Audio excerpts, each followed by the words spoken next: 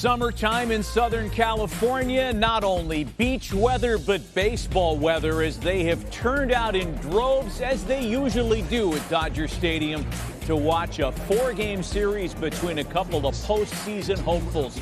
Trevor Bauer will join us during the telecast coming up in just a little bit. And on the mound for the Dodgers, Clayton Kershaw, the best they have. It's the series finale between the Chicago Cubs and the LA Dodgers on Sunday Night Baseball on ESPN. Telecast presented by Taco Bell. It's a series that began on Thursday with a combined no-hitter by the Cubs, the seventh of the season already, to tie a modern-era record.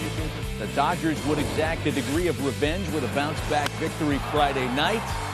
And then more revenge in dramatic style, might I add, last night when Cody Bellinger, as a non-starter, hit a walk-off homer to give the Dodgers a chance to take 3 out of 4 in this long weekend series in LA. With that, we welcome you inside with Alex Rodriguez, Matt Vasgersian, Buster Olney with us at the ballpark as well. Hey, the Dodgers start play 4.5 games behind the Giants. Giants are trailing the Oakland A's as we speak at this hour. If they're going to run down surprising San Francisco and defend their World Series title, Cody Bellinger's got to do more of what he did last night. He's the guy, and it could be that with one swing of the bat, Belly can be all the way back. Obviously, he had the MVP in 2019, 2020 postseason magic. But with Seager still out and other Dodgers struggling, they need him to come back in a very competitive NL West. How about the Cubs in the NL Central? 2.5 games behind the Brewers. They've scored more than 2 runs in only 3 of their last 13 games. Who for you needs to step up and put an end to that? For me, it's all about Anthony Rizzo. He's their guy. He's been the face for a long time now, the world champion. The crazy thing about him is he crushes left-handed pitching. He's the best lefty in all of baseball versus left-handed, with a .365 batting average, only hitting .215 against righty. Well, tonight he's got the future Hall of Famer Clayton Kershaw. He's 8 for 20 against him with a pair of home runs. Appointment viewing tonight. 2 teams hoping to go far into October this year on a hot night in Los Angeles with plenty of star power on the field. A number of players that are headed to Denver as all-stars in a couple of short weeks.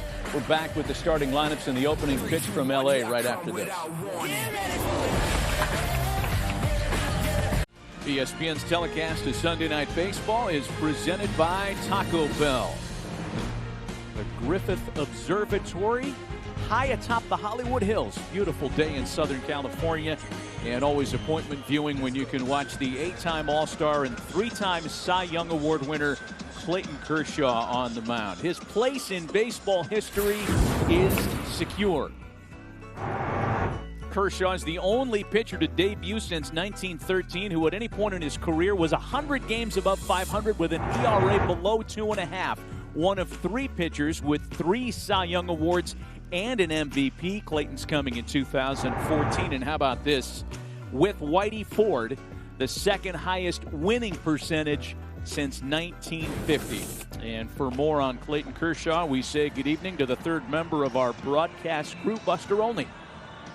Yeah, Matt, Clayton Kershaw will be elected to the Hall of Fame someday, perhaps unanimously, and largely because of how he's bullied hitters throughout his career with his fastball, 95 to 96 miles per hour in the past, which is why it was jarring yesterday to hear a scout refer to him as a breaking ball pitcher, but the numbers back that up. This year, he's throwing 47% sliders. That is the highest rate of any starting pitcher in all of baseball. His rate of fastballs just 38%. That is the 12th lowest rate. But when it comes to Clayton Kershaw, Matt, you know he usually finds a way to win. That's how you get to be 100 games over 500. Yeah, and there is some intrigue behind this start today because for the first time in his major league career, Kershaw has lost 4 times in a span of 5 starts. Most recently, a 1-run setback to the Padres at Petco Park on Tuesday, where he was touched up for a couple of homers.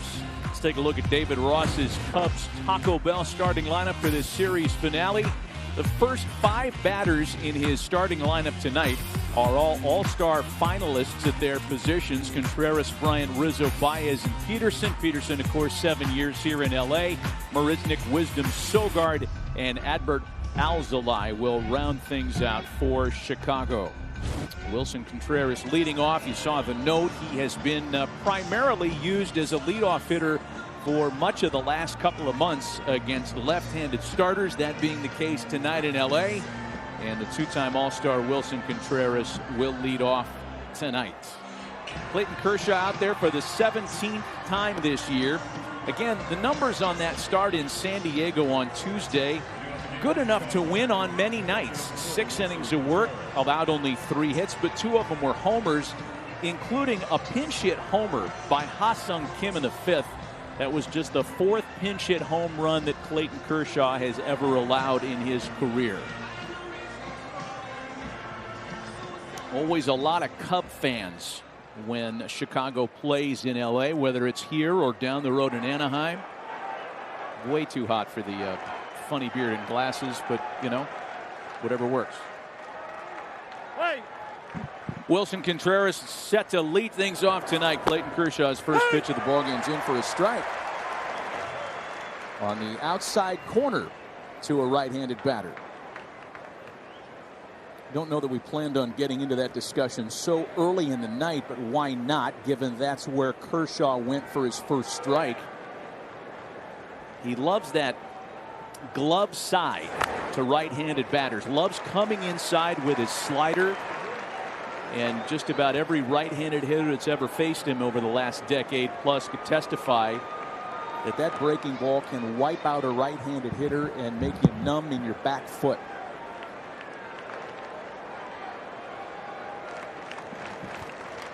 Yeah, man, you'll see 4 pitches there, just like that.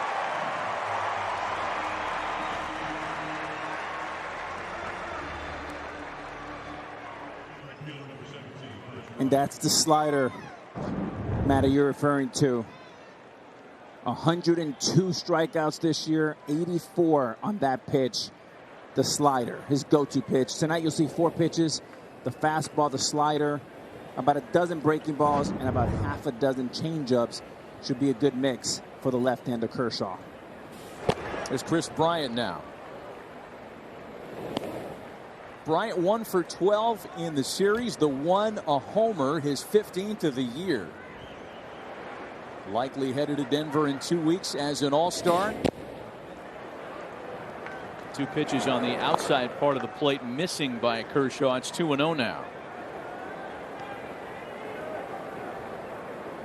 Been a season of high highs and currently some low lows for Bryant, who is struggling currently.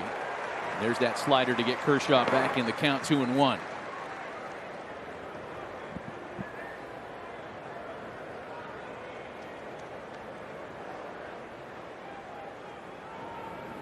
Anthony Rizzo waiting on deck with 1 out and the bases empty, just underway tonight. And a swing and a high drive out to center field. Bellinger measuring off the wall. They're a couple of steps shy of it for out number 2.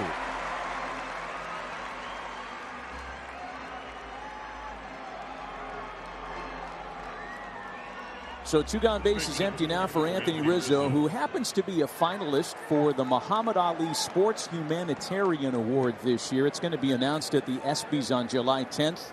The Sports Humanitarian Awards themselves will take place on July 12th and air on ABC July 24th at 2 p.m. You know about Anthony's background as a Hodgkin's lymphoma survivor. He has not only donated a lot of money toward fighting the disease, but countless hours of time with fans, with kids in need, families who are suffering. He continues to be such a positive influence everywhere he goes. A ball and no strikes on Rizzo.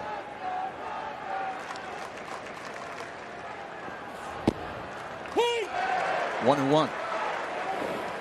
Not only in Chicago, but his work extends to South Florida, where he grew up, and still does a lot for the community down in South Florida, as well as Chicago. Big numbers against Kershaw. In fact, Anthony Rizzo has a knack for big numbers against the best of the best. He also has really good success against Jacob deGrom, something that very few humans can claim. 1-2.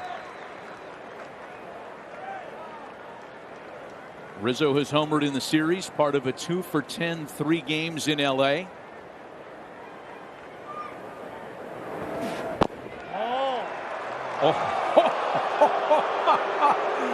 Kershaw thought he had him struck out. Rizzo thought he had him struck out. We thought he had him struck out. The only guy he didn't convince was the home plate umpire, Ryan Blackney. Oh, boy. Dude. And Rizzo caught a break. I mean, that is a perfect pitch.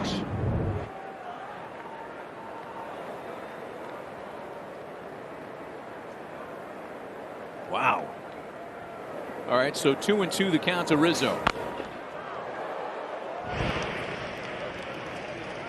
There's a four-seam fastball in 90 miles an hour, not the old 95, 96, as Buster mentioned in the pregame of his old fastball. This fastball sets up the 2-2 slider that should be coming up right here against Rizzo. Well, that would make for a perfect back and forth between the heater and the slider here, as you can see. 2 balls and 2 strikes the count to Rizzo.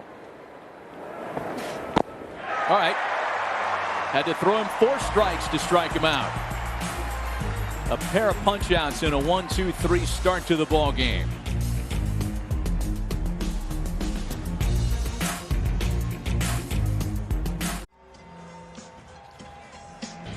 Welcome back. Let's get a look at the starting lineup for the Los Angeles Dodgers, brought to you by Taco Bell. LA with the lowest chase percentage in all of baseball. Chris Taylor, one of their leaders this year, leads the team in runs scored and stolen bases. Dave Roberts has been talking to anybody who's willing to listen about how Chris Taylor is deserving of all-star consideration this year. The Dodgers look to take 3 out of 4 with a group today that does not include a couple of regulars, including Max Muncy, who gets a day off, recently off the IL. It's Adbert Alzolay on the mound for Chicago tonight. 26-year-old, still rookie right-hander, 4 wins and 6 losses. Most recently, a 4-0 loser to the Indians on Monday, a game in which he allowed a couple of homers that was part of his undoing, and that has been one of his issues this year. Alzolay, however, as a homegrown Cub, represents the future in Chicago. Yeah, big prospect that has finally shown flashes of figuring it out. He's got a heavy 2-seamer.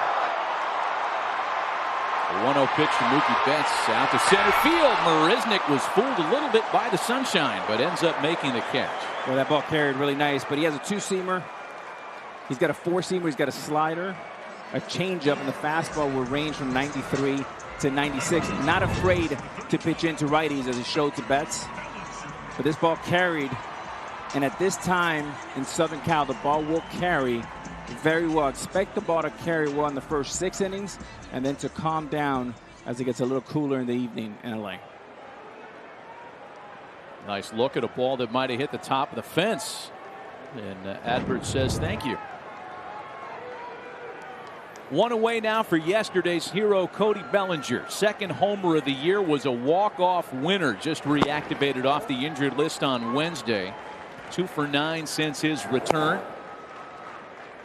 You made it a point when we went on the air, Alex, of talking about Bellinger, how important he is to the Dodgers. And it kind of strikes you that Dave Roberts has not had his full cupboard of superstars on the field healthy a lot this year at all. I mean, no Muncy today, manager's day off, but still without Corey Seager.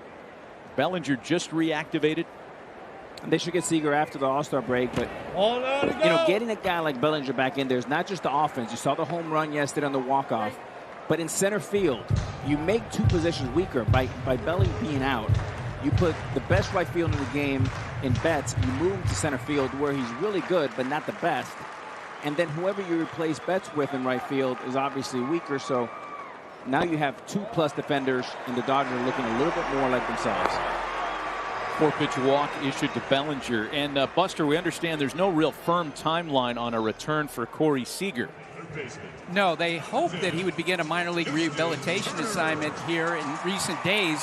But you know what? While he's running the bases, while he's fielding ground balls, he's still not comfortable swinging the bat. Of course, suffered a broken right hand on May 15th when he was hit by a pitch.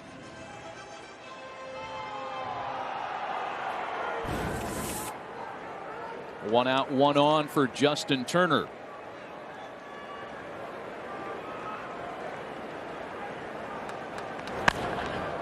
Turner trying to pick up a modest 7-game hitting streak. He's had a strong month of June, a multi-hit game yesterday, his 8th of the month.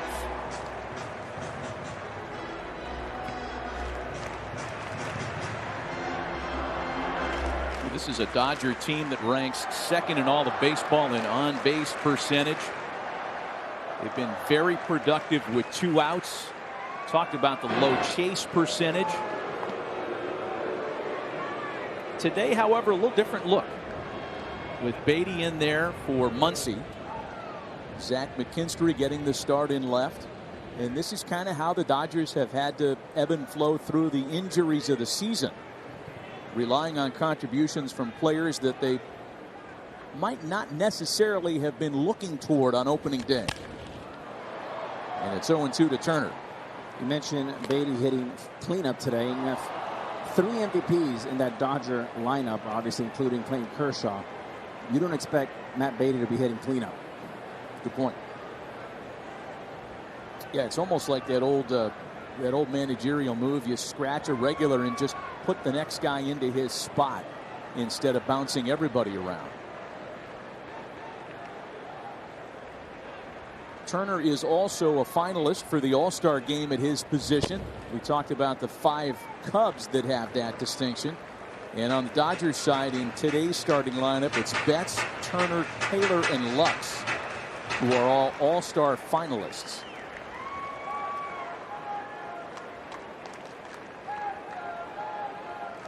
Muncy also qualifies in that list. He's not a starter today, but available off the bench. And on a 1-2 pitch, a comebacker for Alzolay. That'll turn into an easy inning-ending double play. Nothing despite the 1-out walk. Clayton Kershaw back to work and a scoreless start to the night.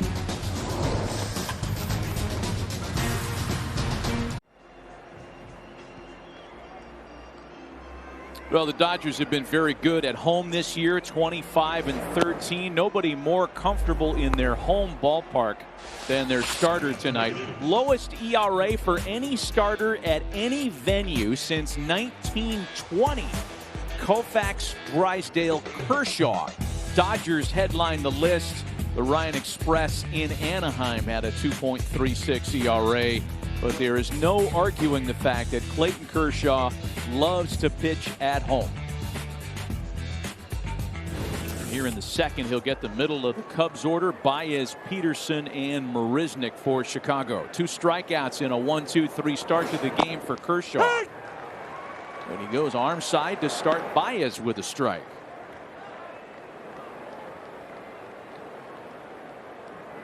Baez 3 for 12 in the series. He has homered.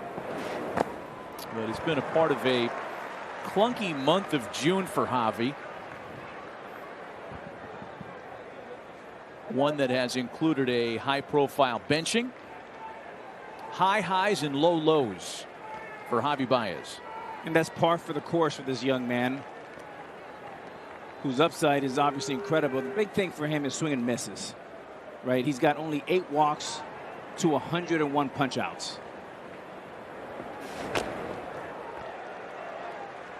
And the more he can think about line drives and not trying to hit the long ball, especially with 2 strikes, I mean, this young man could be one of the best in the game for a long, long time. Boy, look at those numbers. Highest K rate, 4th lowest walk rate. 17 homers and 46 RBIs, however. He gets a piece of that too. Does he get a piece of it or not? He did. Good slider down here by Kershaw. Late breaking, a nice job here by Baez by just getting a piece of it. The smallest piece. Still 0-2. Doubled up on the slider, back foot, got him. That is classic Clayton Kershaw. You know, the slider is his weapon. Check out the way he disguises this. Sometimes we'll do these breakdowns and you'll see maybe a different finger pressure. Maybe it'll look different out of the hand. The 4-seamer and the slider, not only the same arm slot, the same finger pressure, or at least that's the way it looks to the hitter. You just can't see what's coming. Yeah, it looks like a fastball out of the hand, blends into a cutter and sometimes a slider, and he has the ability to change not only the speed, but the shape of it. 3 strikeouts for him already of the 4 hitters he has faced, and it's a swing and a miss by Jock Peterson. Well, you've got two guys who really love that pitch, the slider. More strikeouts between Kershaw and Alzolay on sliders than anybody else on the landscape. I mean, it's a slider party tonight. 112 Ks there for Kershaw. 85 on the slider.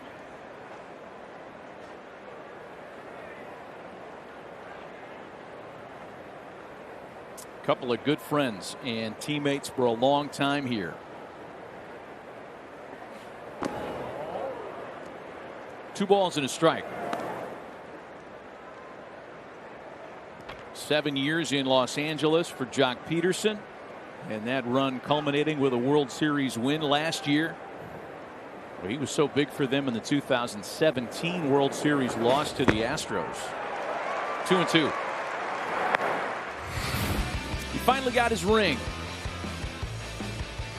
Justin Turner, Cody Bellinger, his friends and teammates. Clayton Kershaw is in that mix as well, presenting him with his Dodgers World Series ring. There it is. Wonder Twin powers activate. Got it. Oh, it could be one of those days for Clayton Kershaw. And he's a slider. He's throwing it glove side, arm side. This is a front door slider. Tight, not quite as big, with the ability to shape it. An unhittable kind of backdoor slider, front door to Peterson. 4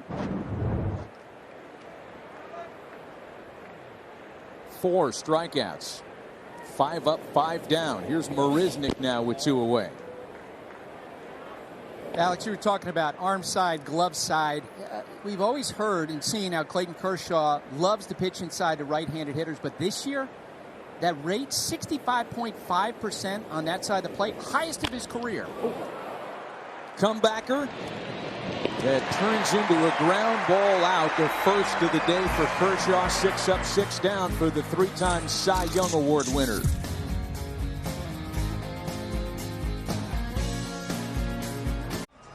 He got the bottom of the second inning for the Dodgers. First baseman, number 45, Matt Beatty.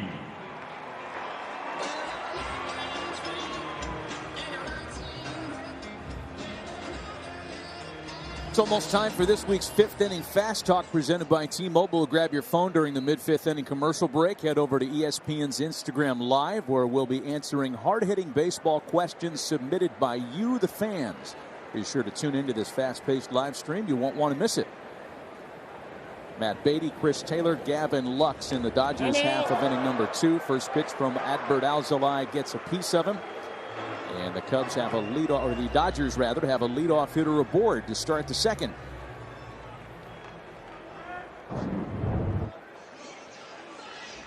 Just a fastball. Pitch Beatty in a good spot, right on the thigh. Second baseman number 3, Chris Taylor.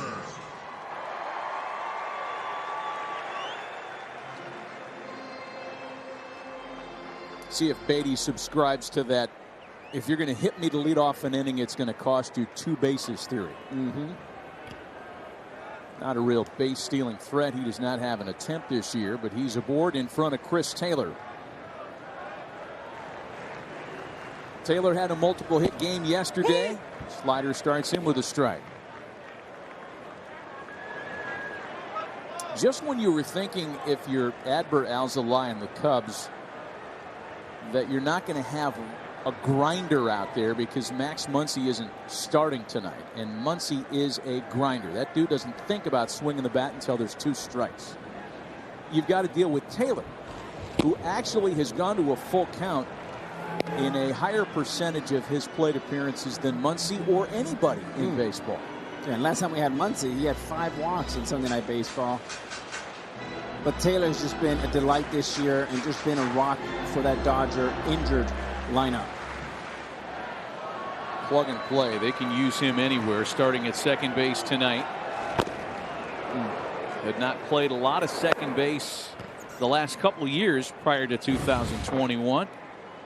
But boy, to your point, Alex, he has been invaluable to the Dodger lineup this year.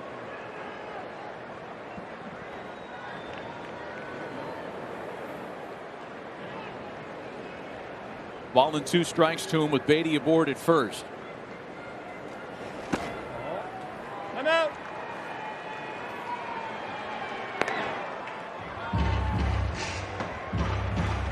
a walk and a hit batsman so far against Adbert Alzolay.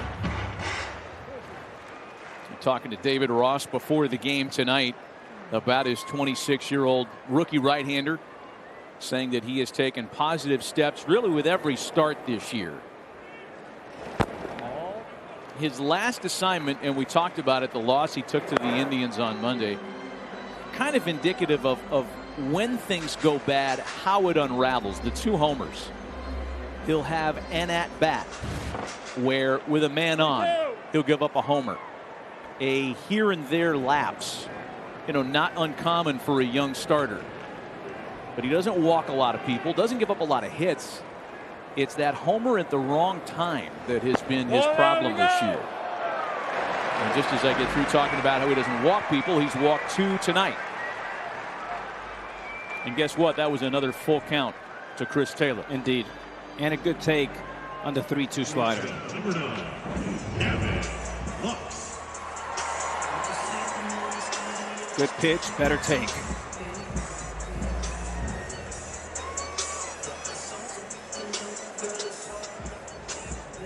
Close.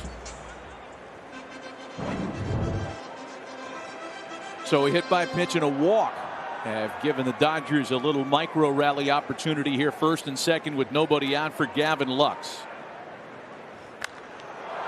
Lux has been struggling. 0 for his last 19, 2 for his last 27. He too has spent some time on the injured list this year.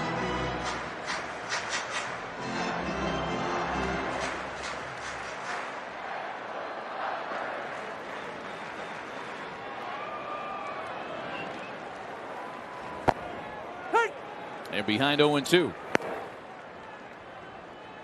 The Dodgers had lost 4 in a row before the back-to-back wins against the Cubs here Friday and Saturday nights.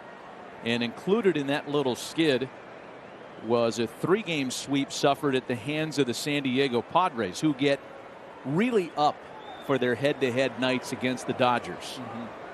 And in that series, Clayton Kershaw suffered a loss.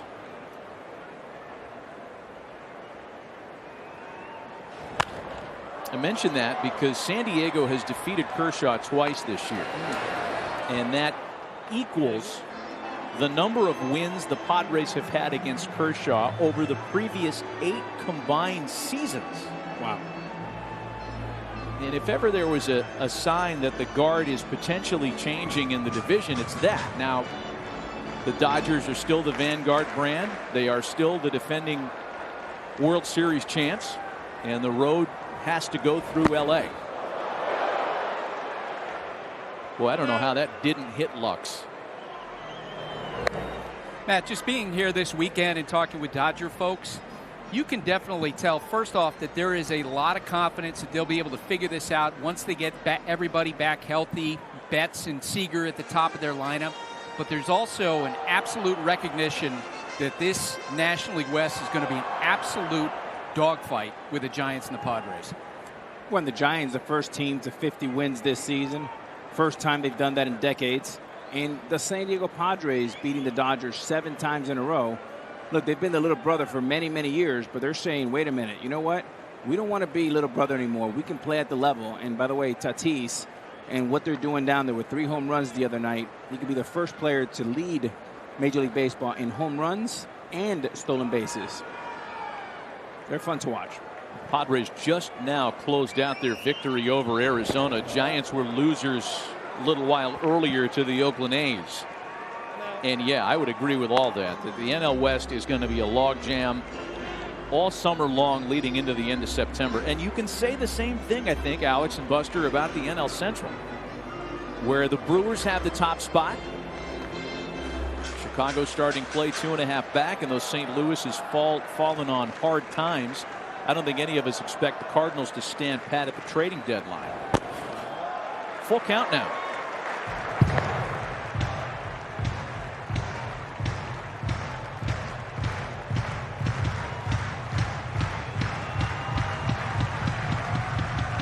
Matt, you talk about the inconsistency for pitcher Alzolay, and he had him 0-2, 2 horrific sliders and a really bad changeup.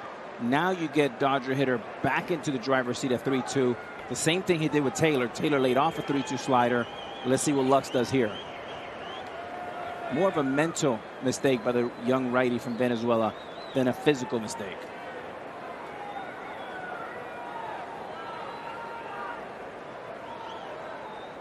Second full count pitch of the inning, and he loses Lux on ball 4. That's an 0-2 count that went progressively worse for Alzolay. And they're loaded now with nobody out. Matty, here's 0-2 to a 3-2 to a walk. And none of these pitches are even close to a hitter. 0-2, 1-2, 2-2. A bad changeup here. And a slider that never was strike. And when you talk about the mental inconsistencies for this young man, when you have a guy 0-2, you have to put him away. You cannot bring him back into the count to 2-2, definitely not to 3-2. Tommy Hotovy on to chat now. How about this? Alzolay still a rookie. Status in check despite pitching last year. Rookie pitchers at Dodger Stadium versus Clayton Kershaw. Winless.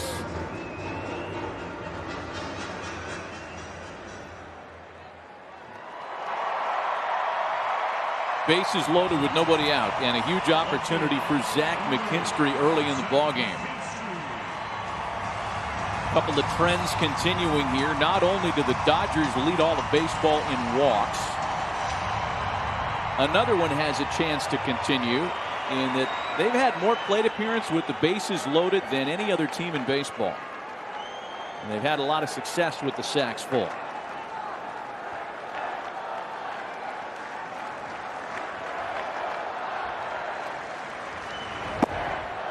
And how do you beat the big bad Dodgers? Just how you beat up a bully. You got to go right at them, strike one, attack them, and do not walk them. The more you run away from them, the more confidence they gain, and they'll corner you, and they'll just wear you down.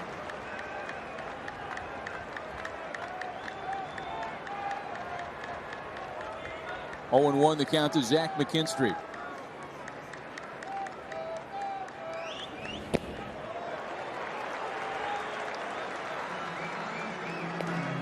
National TV, big audience, sold out crowd in Yankees and Dodger Stadium. All these things play in. He's overthrowing the slider, overthrowing the changeup, not finishing these pitches. He needs to slow down, calm down, and think about less is more. Take a deep breath, big boy.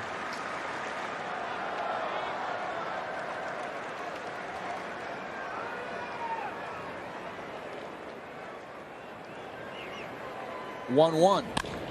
McKinstry swings and sends a ball to deep right field. Peterson back, and it's gone!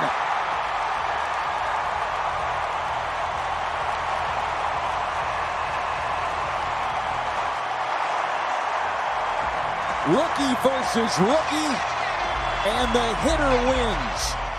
A grand slam for Zach McKinstry, 4-0 Dodgers. 26-year-old against 26-year-old. And is the Dodger rookie that wins out in a 1-1 hanging slider.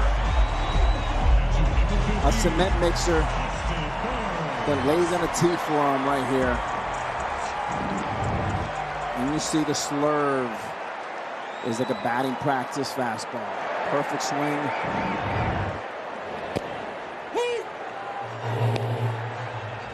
Left-handed power has really given Alzolay a hard time this year. In fact, that's the 13th homer he's allowed this season. 10 of them to left-handed batters. Still nobody out, and Austin Barnes behind 0-2. And the perfect swing right here. Nowhere for the pitcher to go. Has to come to you in the 1-1. And gets a hanging slider. And a called strike 3 to Barnes. You know, I hear people talk about this a lot, Alex, that it's not the pitch, it's the location of the pitch, right? So that slider there, no problem, but slider on the hands is what he was looking for. Yeah, and it's how you get there, Matty. I mean, so it's not the home run, right? It's the hit by pitch, it's the walk, And how'd you get there? 0-2, 1-2, 3-2, walk. Now he's trying to aim that slider. He sure aims it. It does nothing. Result, grand slam. Here's Kershaw now, batting with a 4-0 lead. 5th career homer for Zach McKinstry is his first career grand slam, and he's still walking around with a big smile on his face. Kershaw with a hard hit ball to second for Eric Sogard, out number 2. Alex, you hit 25 grand slams in your career. What's that like? I mean, Matt was talking about still smiling. When you hit a grand slam, that thing can last 4 or 5 days. They just feel great. And for me as a hitter, I just felt very comfortable because I knew that the pitcher had nowhere to go. All the pressure was on the pitcher. And as a hitter, you look for the ball up, try to go gap to gap. And then there's no better feeling here than celebrating with your teammates at home plate. You feel like $1 million.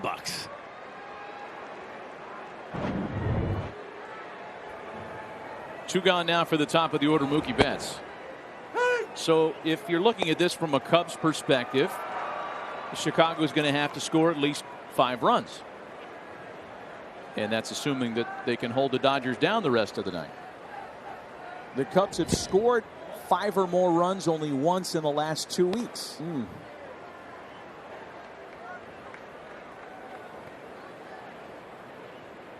The Cubs really miss Horner and Duffy, the true contact hitters in their lineup. It brought a lot of diversity to that team in the way they attacked. It made their offense a lot more democratic. And we talked about the young right-hander not being afraid to go into right-handers. That's an example right there.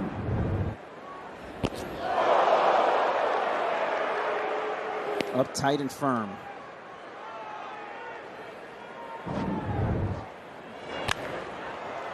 Two balls and 2 strikes, the count to Betts.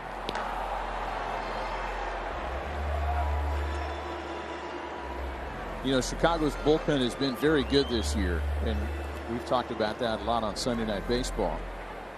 But it is too soon for David Ross to contemplate using the relief corps at this point.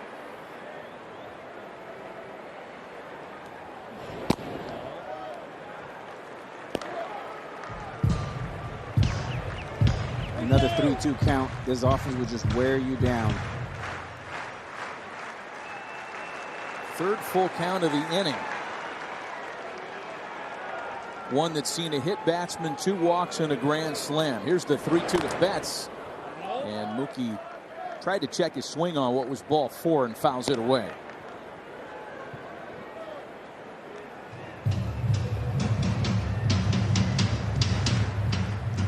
Yeah, Matt, you mentioned the Cubs not necessarily being aggressive to go to the bullpen early. They've got a 3-game series coming up against Milwaukee Monday, Tuesday, Wednesday. They're off Thursday, so they're going to need some innings here.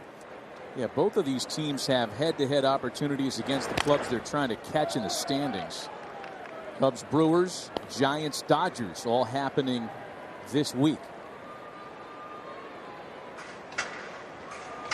And the issue's been an all or nothing offense. Another 16 strikeouts last night. 31 runs in their last 14 games. They need to find a way tonight to score at least 5 to beat Kershaw and the Dodgers.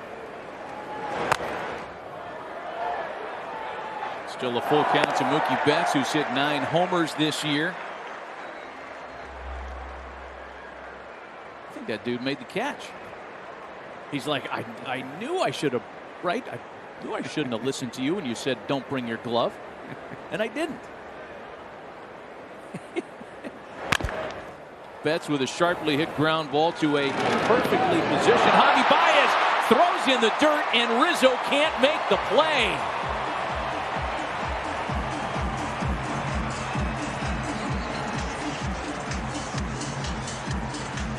As routine of a ground ball as you can ever field, and rare to see Javi Baez kind of short-arm this, and even more rare to see the Platinum Glove winner Rizzo not pick it. Just a little lazy there.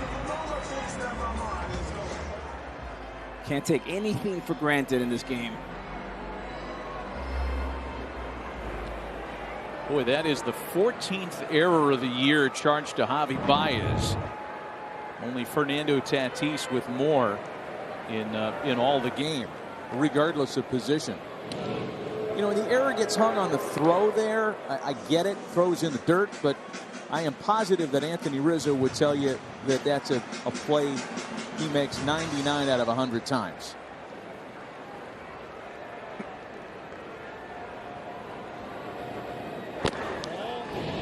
Quick throw into first base on Betts is not in time.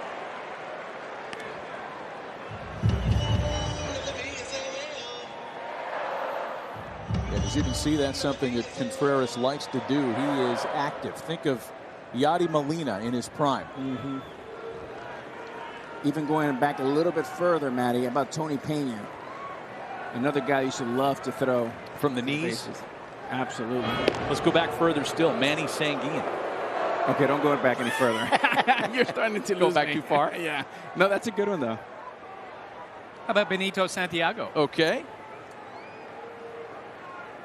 Of more recent vintage.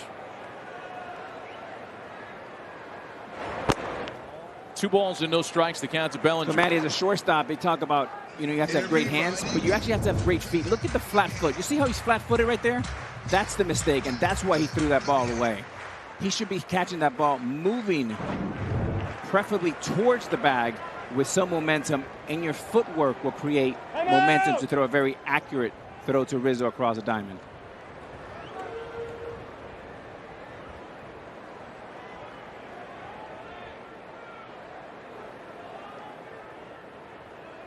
Two balls and no strikes to Bellinger, the 8th Dodger to bat in the inning. High drive out to right field. Peterson backing up, feeling for the wall, and that one's gone. It's actually Bryant who was feeling for the wall. Neither one of them would have had a chance.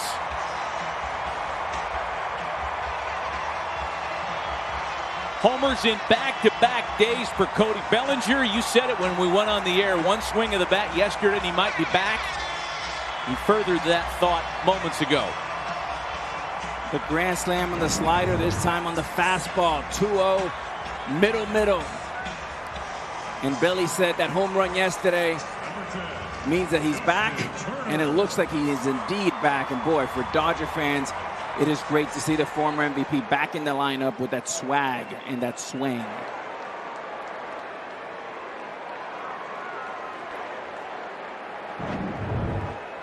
With that, Tommy Nance gets up in the Cubs bullpen. Next pitch, Justin Turner rifles the ball into left. The Dodgers have batted around.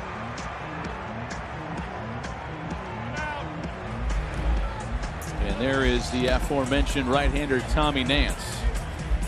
Boy, second inning gone bad for Adbert Alzolay. 45 at 80. Grand slam, a 2-run homer, and a very deep hole for the Cubs early tonight. While we have a moment, here's a look at this week's Major League Baseball action on ESPN. We talked about the Giants-Dodgers series. We'll have Tuesdays for you, 10 p.m. Eastern. Giants and Diamondbacks on Thursday at 9:40 p.m. And then Alex, Buster, and I will be at the ballpark. We'll be out of the studio and back on site for Mets-Yankees a week from tonight. What's it like being at the ballpark, Buster? Tell us about it. Oh, my goodness. To be able to talk to players and coaches and managers and feel the crowd, it's awesome. Here's Matt Beatty, the guy who started the mess in the inning. He grounds out. 10 batters come to the plate. The Dodgers get on the board with 6 big runs on 2 swings of the bat. 6-0 LA.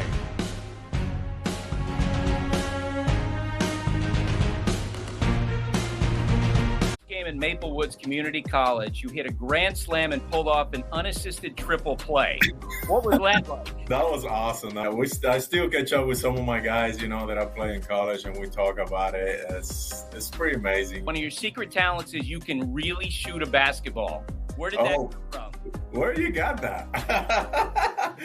I love basketball. I had the opportunity to play here in high school. I love, go to the park and take my kids. So. You told me that getting to 3,000 hits was meaningful to you because of the consistency that it represented. Is there a number that's out there that you might reach that would be meaningful to you? I think that 3,000 hit for me is West End the most. You have to be really consistent. That's a really special club.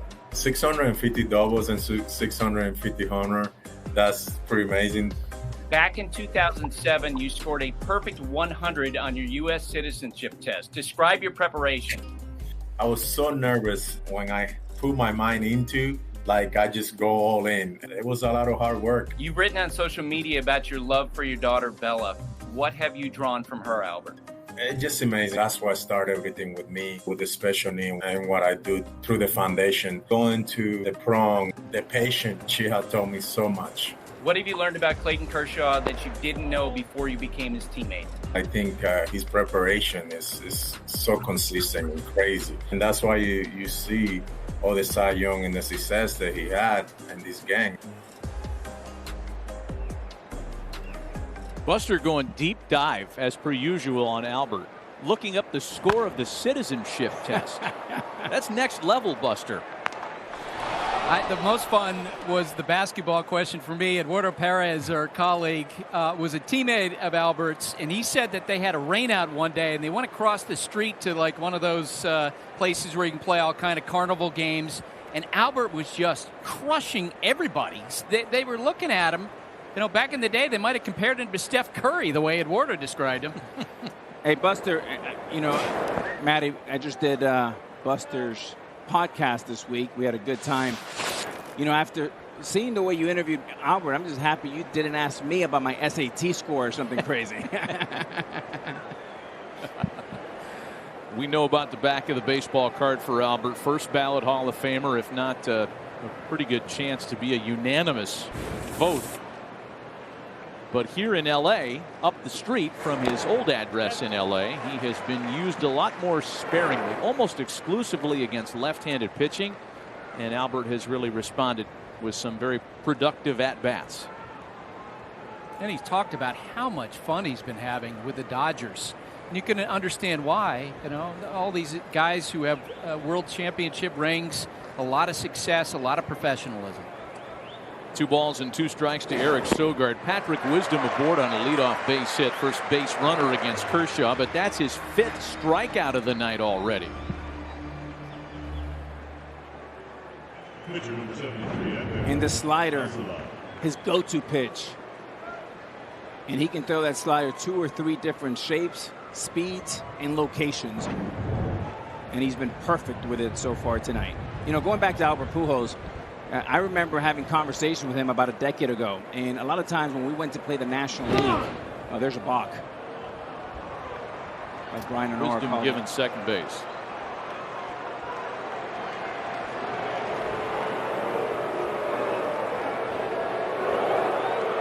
A 24-year veteran Brian Honora called it. And Kershaw's trying to make his point, saying, hey, I was leaning towards first base, and I stepped to first base. Brian did not agree with that, so obviously called a balk. He's got a decent point there, I think. Just the second balk that Kershaw has been called on since 2018. Guy with near perfect mechanics and approach. So now a runner in scoring position for the first time against him. And a swing and a miss by Alzolay, who bats in his own spot in the order, despite the rocky bottom of the second inning in which he gave up 6 runs. So, Matty, finishing my Albert Pujols story, you know, over a decade ago, time when he was like in his couple last years with the Cardinals, I would call him about National League scouting reports because we wouldn't have faced some of the National League teams, Milwaukee and some of the others. And he would spend about 30 minutes on a starting pitcher, and he would say, wait, let me go back into my safe and get my scouting report. And I have like 5 or 6 pages of notes. And I said, Albert, I just want to know fastball, curveball, slider, what does it do? What is his shape? What are his tendencies? He went into this incredible like scuba diving scouting report, like if we were playing game 7 of the World Series. And then he would start texting me about, he is so passionate and so smart and so diligent about the way he's gone about his work, and his career numbers, obviously a great testament to all of that. All 6 strikeouts, meanwhile, for Clayton Kershaw tonight have come on the slider. Hey, we'll have the MLB All-Star Game starters announcement show Thursday, 9 Eastern, 6 Pacific, with the full rosters announced Sunday, 5:30 Eastern, 2:30 Pacific on ESPN and on the app. one app, one tap. The All-Star Game, July 13th at Coors Field in Denver, Colorado.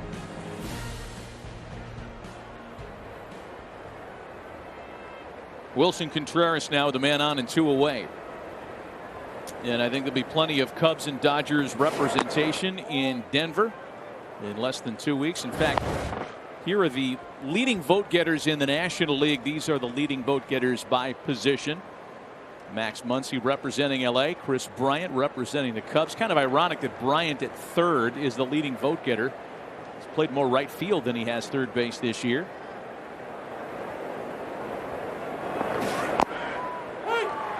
I don't think I'd take an exception with any of that, though. I mean, the voters are getting it right, doing a great job. Here's the American League list. And yes, Mike Trout and Byron Buxton are on the injured list.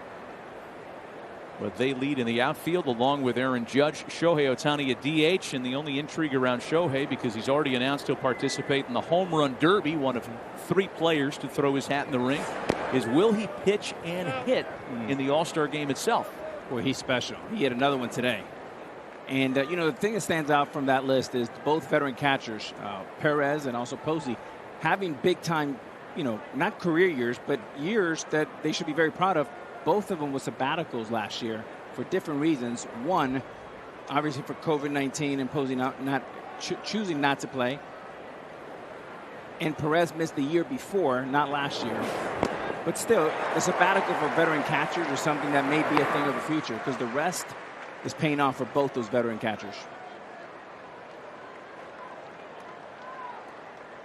2 balls and 2 strikes, meanwhile, to Wilson Contreras. Cubs have really struggled mightily with runners in scoring position in the series, as you can see.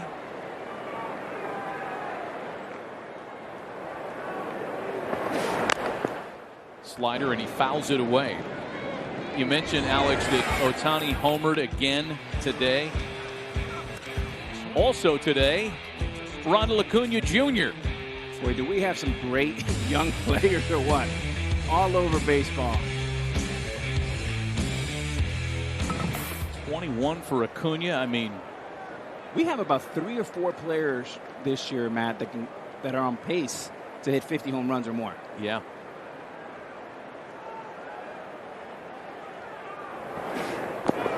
Curveball got him. That'll make Dave Roberts smile. A pitch the Dodger manager has been lobbying for increased usage by the 8-time All-Star. Keep throwing him like that, it's going to be hard leaving him in his pocket.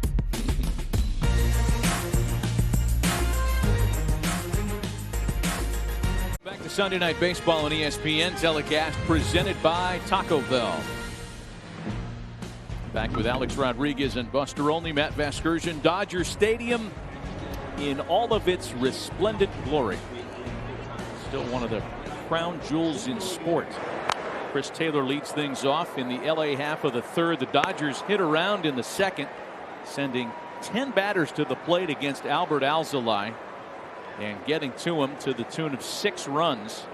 A grand slam by Zach McKinstry, 2-run homer by Cody Bellinger. Taylor was a part of that damage, drawing a walk and scoring in front of the slam. 0-2 to him here.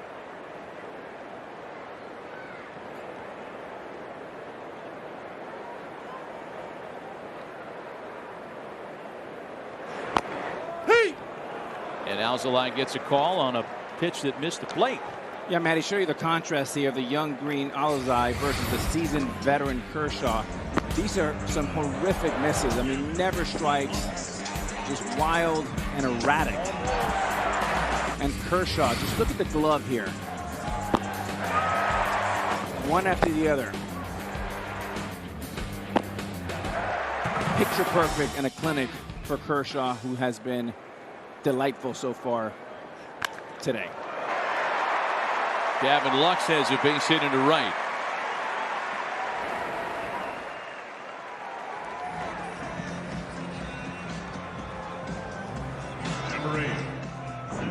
And Lux, they say shift. He says, what shift? If you hit it hard, you will get through there. Good hitting and right through the shift.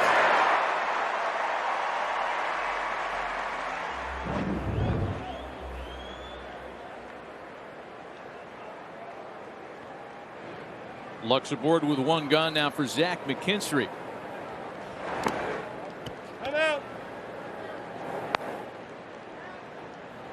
Well, McKinstry certainly enjoyed his day in the sun last inning, his first career grand slam.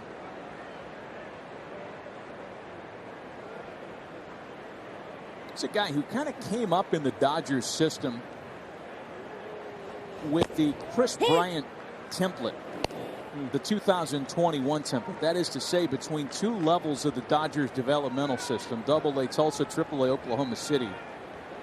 He played 6 different positions and hit at every one of them.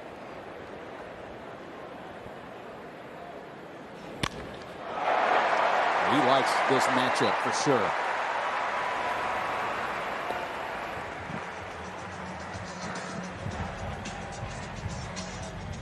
A very confident swing there on the fastball, but it was a slider in the hanging line. In his first season here, already with an inside the park home run, and now a grand slam.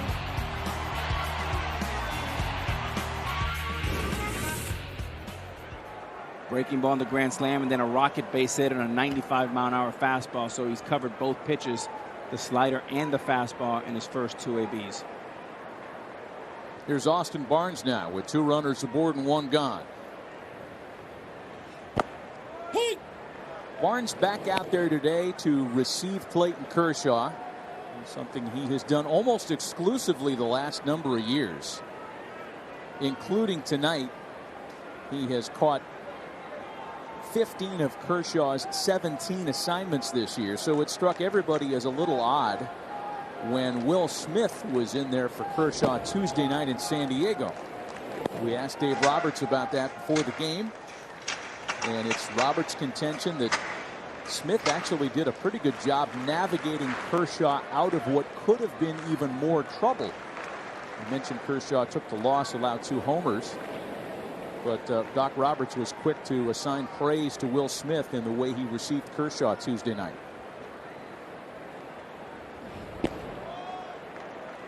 And it's important for a guy like Will Smith to get some repetitions against Kershaw. You never know if Barnes gets hurt.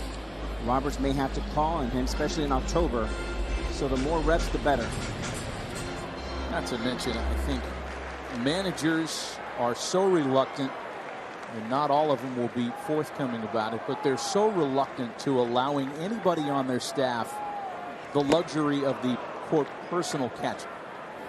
Kershaw's a guy you make an exception for because he's Clayton Kershaw. He gets what he wants, period, and he should. But a lot of managers will really push back on the idea that starters can pick who they throw to.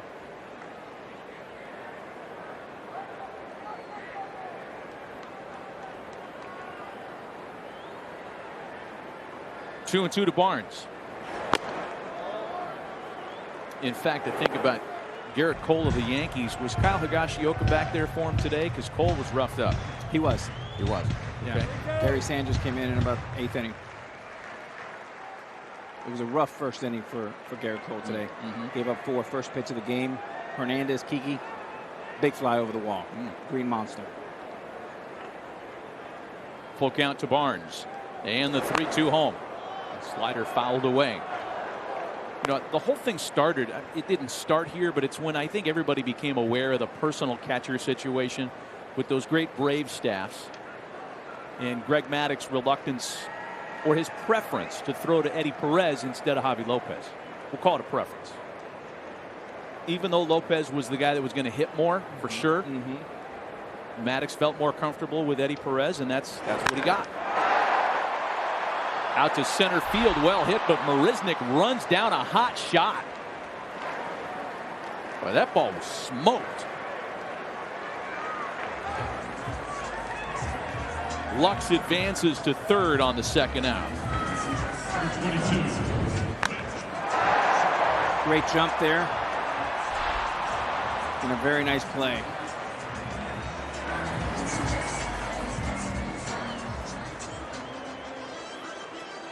And boy, outfielders have to play with that sun at this time, especially in Dodger Stadium, battling the sun.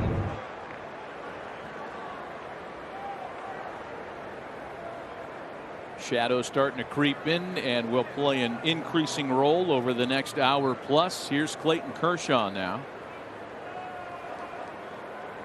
Maddox also likes to throw to O'Brien, the catcher. And I'm going to go way back. Steve Carlton used to love to throw to Tim McCarver. Slider, fastball. Tim McCarver. Nobody did it better than Tim McCarver, both behind the plate, catching Gibson, and for 25 years doing World Series. I love all-timer.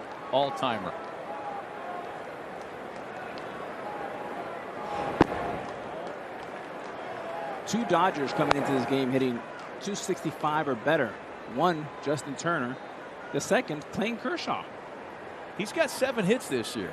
And it doesn't sound like a big deal, but he can represent himself just fine with a bat in his hands.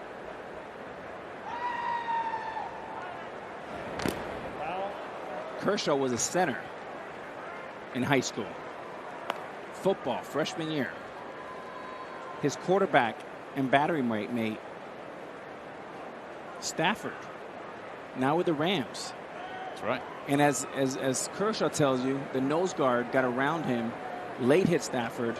He got so upset the next play he undercut him, punched him, got ejected, and a few weeks later said, "That's enough of football. I'm going back to baseball." Okay, I get that. Stayed with that breaking ball to just spoil it off. Well, he is hyper competitive, and I think because Clayton Kershaw is such a generous guy off the field. He has been honored as a humanitarian time and time over. He and his wife have a foundation. He's out there in the community a lot. I think folks forget about how nasty he can be once he puts his uniform on and gets between the lines. Highland Park High School in Dallas. Wears number 22. Childhood hero Will Clark. Hey guys, I've been to Highland Park High School to do an interview with Clayton, and let me tell you something. He went to a place where they take football seriously. The indoor practice facility for the high school, which Clayton had a key to, it's crazy. You pretty much described the whole state, though, right? Is there a part of Texas where football is not taken seriously? No. You're right. I withdraw the comment, and I relent to your addendum. The ball and 2 strikes to Kershaw. I think there's a pretty good chance. I mean, we always play that forecasting game with somebody like Kershaw, whose greatness is obvious. Hall of Fame, etc. Number retired here. No brainer. Wow. Backed up and got him. Couple of strikeouts, 2 left stranded, and a scoreless bottom of the 3rd.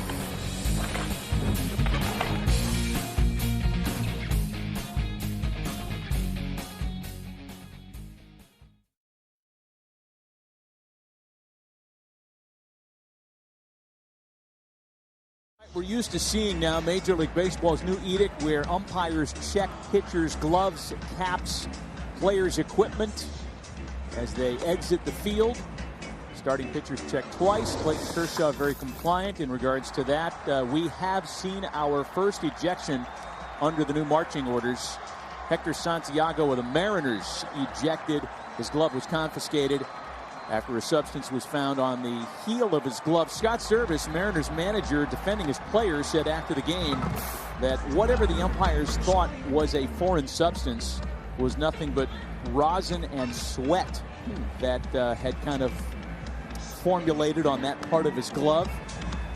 And again, that glove is now property of Major League Baseball, and a 10-game suspension for Hector Santiago, the first one under the new policy. Talk to Trevor Bauer a little bit later on our telecast tonight. I'm sure he'll have nothing to say about that kind of thing.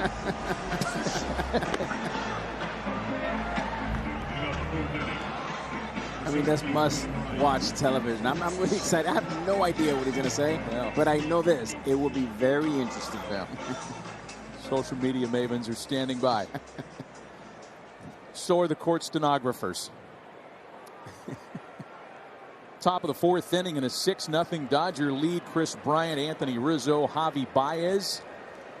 And Clayton Kershaw rolling right along, having allowed 1 base hit and striking out 7 in his first 3 innings tonight.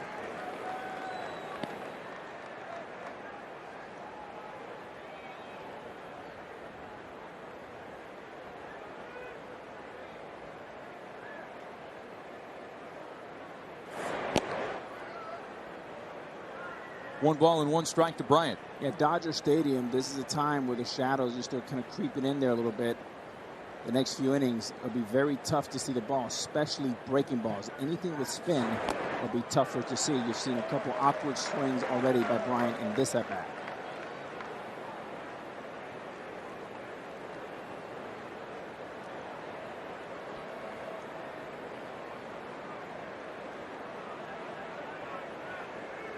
Couple of curveballs here of late from Kershaw, and he strikes out Bryant with the slider.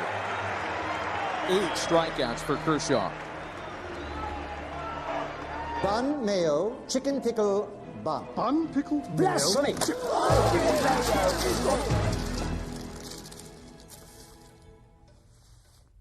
No bun. The Naked Chicken Chalupa, only at Taco Bell. I don't know that we should expect anything but spin from Kershaw the rest of this one. I mean, 8 strikeouts. They're all coming on spinning pitches. Slider has a swing and miss from Rizzo.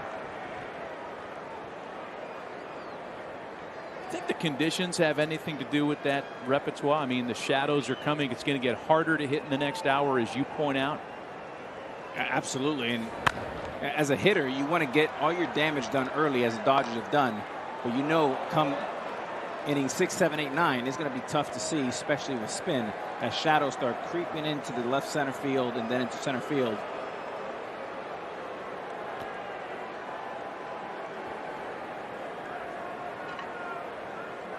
Oh, 2 to the 3-time All-Star Anthony Rizzo. Alex, what made the Dodgers Stadium shadows seemingly tougher than some other ballparks? You know, it's just open. It's an old school stadium. It's a beautiful place to play baseball, but the shadows can be challenging. You know, you see it wide open. You see it into the mountains. But that black is not necessarily very big. And when you see that shadow kind of going into the mound there, you start losing spin. And that ball can go in and out of those shadows. It becomes very challenging.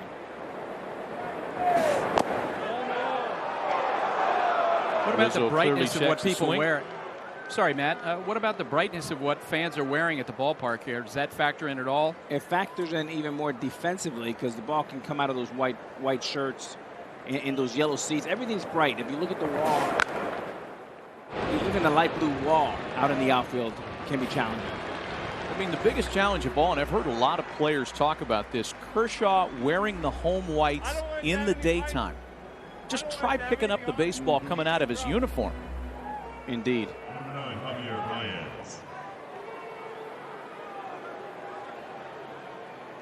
2 gone for Javi Baez with the bases empty. And is there any brighter white than that of the Dodgers home uniforms? The answer is no.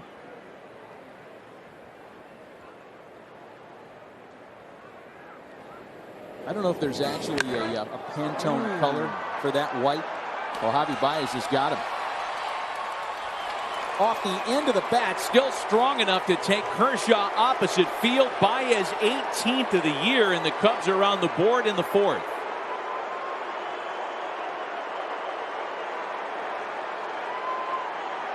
And for Kershaw, one of the rare fastballs in the strike zone. Javi Baez just drops the bat and crushes it to right field. Little 4-seamer away. That's all Javi Baez has to do is put the ball in play. He's so strong, the bat speed, the leverage. And he knew it the minute he hit it. You know, the good news, bad news returns for Baez. It continues. Only 11 hits this month. 5 of them, however, have been homers. And the Cubs are on the board. 2 hits against Kershaw tonight. Both of them have come On the first pitch of an at-bat, Jock Peterson swinging on the first pitch. And it's 0-1.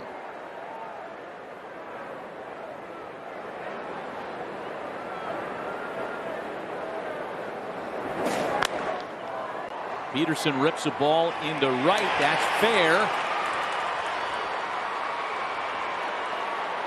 And Jock Peterson into second base with a 2-out double.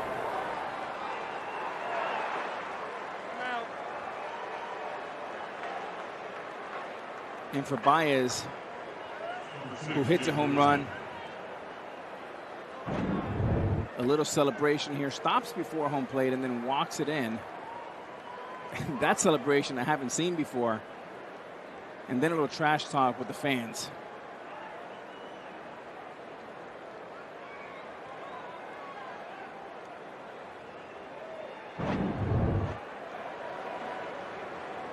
I mean, he is must-watch TV. I mean, the package is so exciting to watch when he puts it together, when he makes plays. And obviously, we had the incident last week when he didn't run the ball out. Ross benched him. You have the lackadaisical throw to first early in the game that cost an extra 2 runs for the Dodgers. And then you see the home run. And you just wonder, like, if this young man puts it all together, he can be one of the best players in the game for a long time. But that consistency is what they're looking for. 0-1 the count to Jake Marisnick.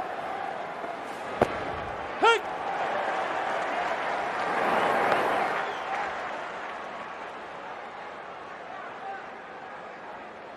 Patrick Wisdom waits next.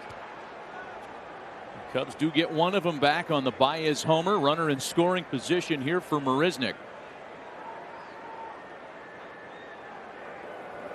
Small victory for Chicago to score with 2 out in the inning. They're going to have to settle with the 1, however, as Kershaw is out of any further trouble. 9 strikeouts for the 3-time Cy Young Award winner, but Chicago finally posts a run at 6-1 Dodgers.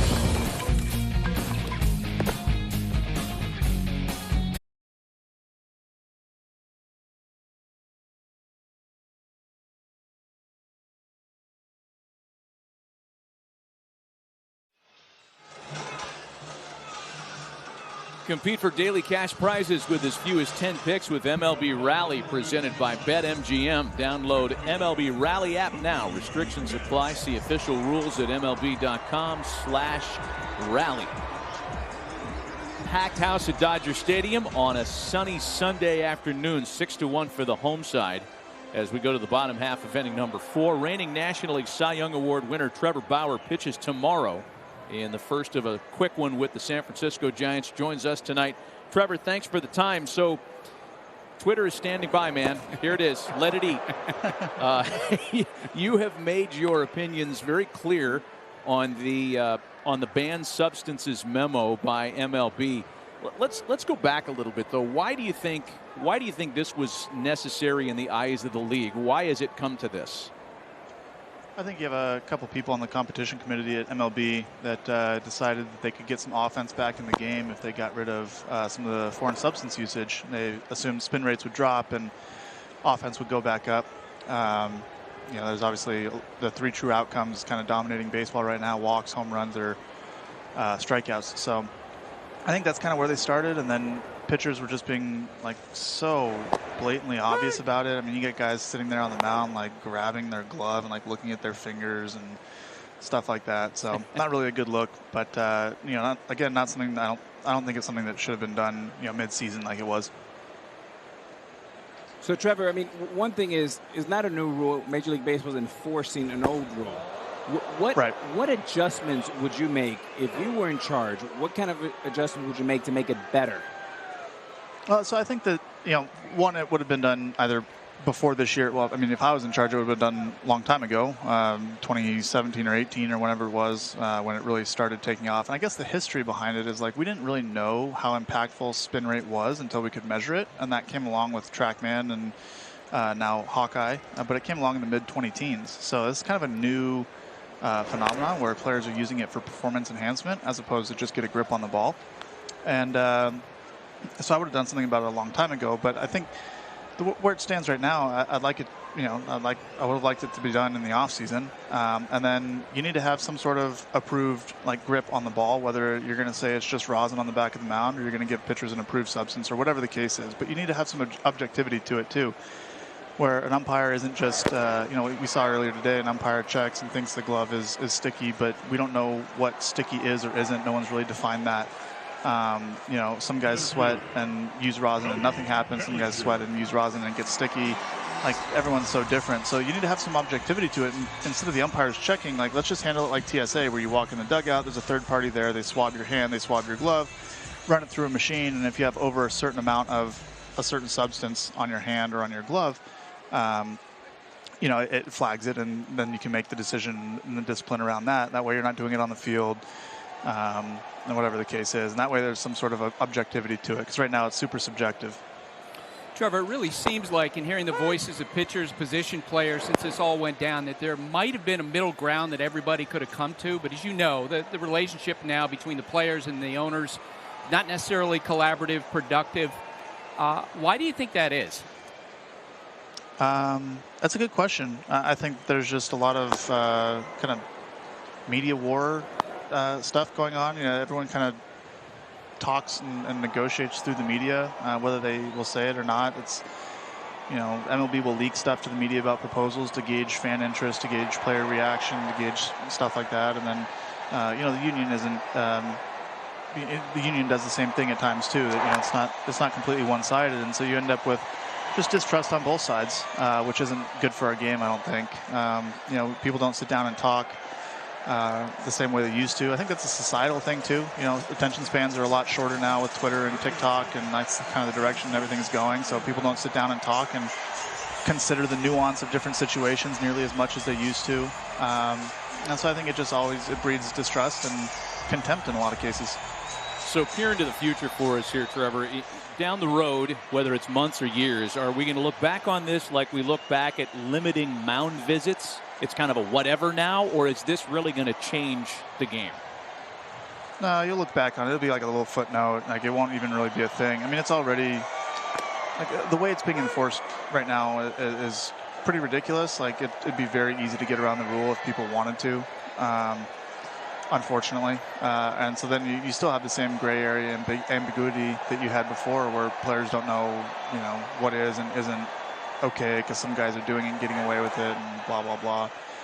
Until they address, you know, putting some sort of tacky substance on the ball, or giving pitchers an approved substance on the back of the mound, or some sort of objectivity to the rule, it's not really going to be heavily enforced. I mean, a lot of the umpiring crews are put in a terrible position, where they have to do something that they don't want to be doing, and, you know, there's no recourse if they say it is sticky or isn't sticky. They look like the bad guy. So a lot of umpiring crews don't want to do anything about it if they don't have to. So just asking pitchers not to be super obvious about things. And so I think, you know, this offseason it'll get solved, and there'll be some sort of rule that comes out that kind of makes everyone forget about it. But you know, for the rest of this season, you know, because they chose to do it in the middle of the season, it'll be, you know, front and center, and that's all everyone will talk about with baseball is, you know, are the pitchers cheating or not? Well, all that being discussed, those are all fair points for sure. The 1-2 home. Tommy Nance bid for a 1-2-3 inning comes to an end as Justin Turner sends one into right center field. Turner heading into second with a 2-out double. Hey, Trevor, I mean, can you describe for our viewers at home, I get asked all the time and I don't have the answer, but what is the difference with having a little stick on your fingertips versus not? Can you describe it for the fans at home? Yeah, so there's three scenarios. You have one where you have absolutely nothing on, your hands are dry or they're sweaty or whatever, but you have no rosin, you have no substance, anything like that. And if your hands are dry or your hands are really sweaty, the ball will slip out of your hand because there's really no grip on a baseball, and that's why pitchers want to use something. The next scenario is you have a little bit of tack. That's rosin and sweat. That's sunscreen and rosin that people use. That's some sort of just tack on the ball that allows you to hold the ball in your hand and not have to feel like you have to squeeze it. And generally everyone's kind of okay with that. But if you know, it's not going to give you a ton of performance enhancement because the ball's not like glued to your fingers or stuck to your fingers really. It's just so you don't have to grip the ball super hard with your hand, and you can kind of relax into the throw. And the third scenario is the performance enhancement stuff. That's your, you know, pine tars, your pelican grip dips, your spider tacks, your, you know, whatever other mixtures that people make. And that allows you to, you know, really relax with the ball, and the ball kind of stays stuck to your fingers. So it does two things. It increases the friction between your fingers and the ball, which allows you to spin the ball faster. And it also keeps the ball stuck to your fingers longer so that you can actually apply the force in a way that's tangential to the surface of the ball, which increases spin, as opposed to putting force directly through the center of the ball. which is going to give you more like linear velocity, but not as much spin. And it's unclear whether the majority of the spin rate increase comes from the position that it allows you to get to, or the increased friction on the ball, or if it's a combination of both. But that's really where the performance enhancement comes from. The ball back up the middle that will make for an end of the inning. Trevor, thanks for the thoughtfulness, for your candor. We appreciate the time, man. Good luck tomorrow against the Gigantes. Thanks, guys.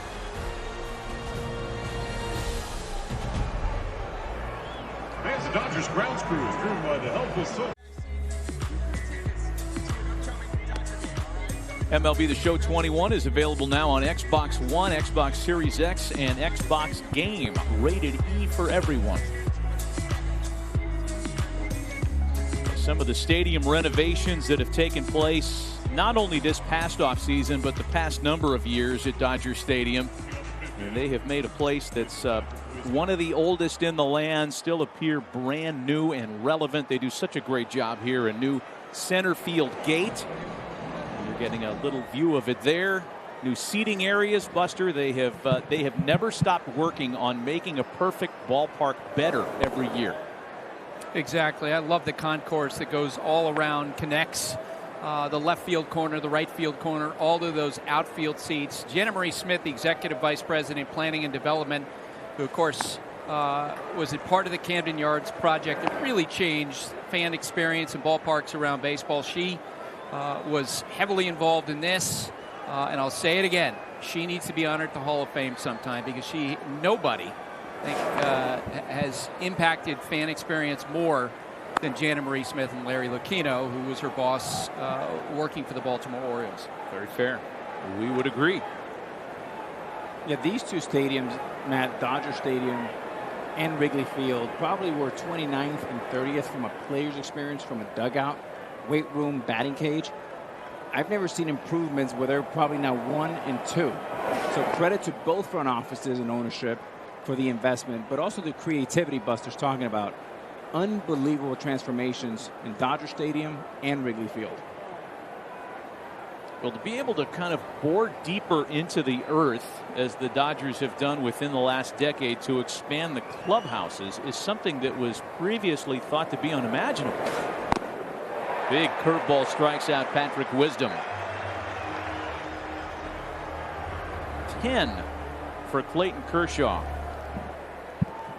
Slider has been the pitch, but now his second strikeout on Uncle Charlie. Curveball. 72 miles per hour and a dandy. Kershaw's second double-digit strikeout game this year. The season high is 11 back on May 14th against the Marlins. Here's Eric Sogard. Guys, doesn't it feel like Clayton's checking every box that Dave Roberts would have loved for him to check in this game in terms of how he's pitching? That's a great point. I mean, he started out the ball game and worked the arm side for strikes to both Contreras and Bryant, top of the first, right?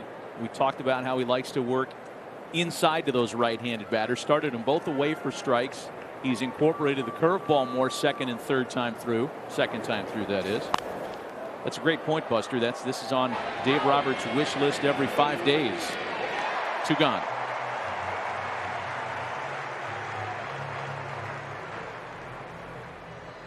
Dearest pizzerias, oh guardians of the pie, thanks for making every slice worth torching the roof of our mouths. If you're serving late, so are we.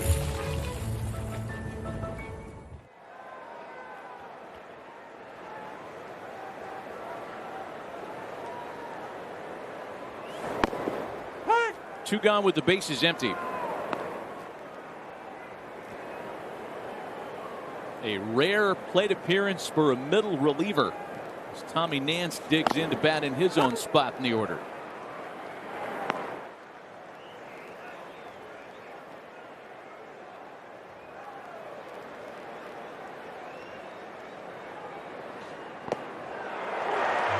Good morning, good afternoon, good night, and Clayton Kershaw has tied a season high with 11 strikeouts tonight.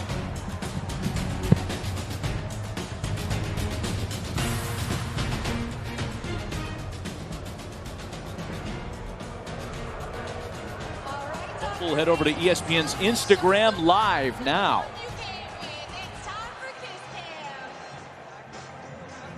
Welcome back to Sunday Night Baseball on ESPN. Telecast presented by Taco Bell. Play Ball is baseball and softball's initiative to highlight the fun and accessible ways to play the game for all. Find a league near you. Go to playball.org and follow @playball on Twitter, Facebook, and Instagram. Some defensive changes for Chicago as we go to the bottom half of inning number 5 tonight. Still feels weird saying tonight given that it's sunny in LA, but it is technically. Eric Sogard has moved from second to third. Sergio Alcantara takes over at second base, and Patrick Wisdom bounces from third to first. Anthony Rizzo rotates out, and that's how the Cubs had realigned last inning. Chris Taylor leads things off against Tommy Nance in the 5th.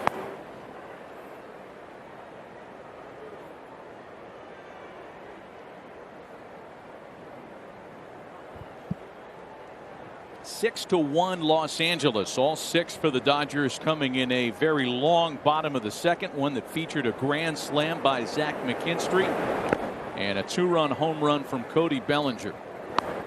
Albert Alzolay removed after 3 tonight. It's been Tommy Nance since the 4th. He will likely be one of a few to work in relief for Chicago tonight.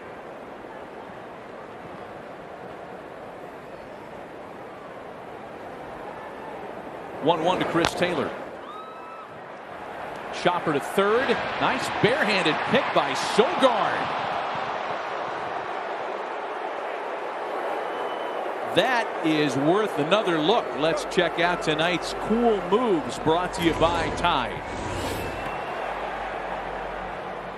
And Sogard with a bare hand gets down, measures it, and then throws across his body. And nice pickup for Wisdom on the back end. Taking a base hit away from Taylor. The Dodgers are challenging the call at first base. Wisdom on the receiving end. Oh boy, it looks like the Dodgers are going to win that one too. Despite the great play by Sogard, good play by Wisdom on the receiving end as well. Yeah, I think he beat it out. Hot take. It's pretty clear. Taylor hustling down the line.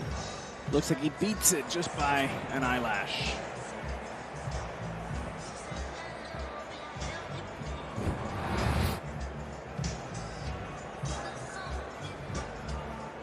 That should not take very long. It should. I mean, there's nothing Sogard and Wisdom could have done any better there.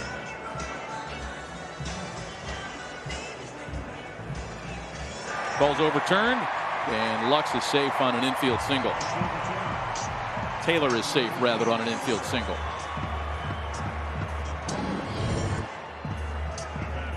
There it is. Great shot there.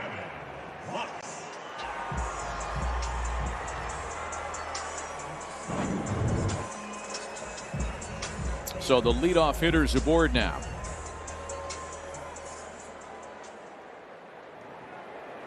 Gavin Lux has walked, scored a run, and singled tonight. The Dodgers have been pretty good at their challenges this year, and I know that that's really such a coin flip of a proposition, and the fact that you keep score on challenges won and lost, it's a little frustrating for managers. However, Roberts and the Dodgers have challenged 22 calls, and they have overturned 12 of those. If you can bat anywhere near 500 on those, you're doing a pretty good job. Take those odds in Vegas or LA. Yeah. Ball and a strike to Gavin Lux. Taylor made 2 outs at third base yesterday. One caught stealing, and the other one picked off by Contreras. First base is a little safer, I think, for him today. Right about that. It's a bouncing ball into the shift. And the Cubs can't turn the double play. Lux runs well. One out, one on for Zach McKinstry. It's time for the Corona Premier moment tonight. We'll take you back to Zach McKinstry's bases loaded at bat and first career grand slam.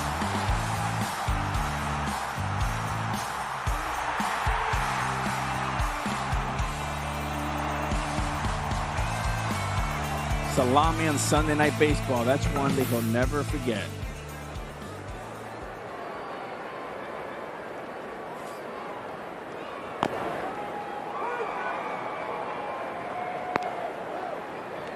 Classic left-handed hitter's power stroke, likes the ball down and in, and that's exactly where he got that slider from McKinstry.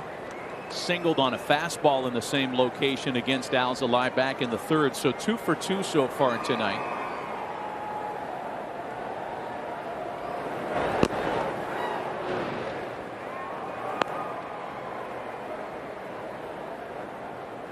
And the shadows started to play a role. You always wanted to, especially in games that started this time, you always wanted to come out with a lead. You never wanted to come from behind baseball, because as the game goes on, it gets tougher and tougher to see the baseball. A couple of really good breaking balls from Tommy Nance. Strikeout McKinstry. There are 2 away. And you'll start seeing a lot of awkward swings with the breaking ball, some check swings. And this is a breaking ball, middle, that's missed.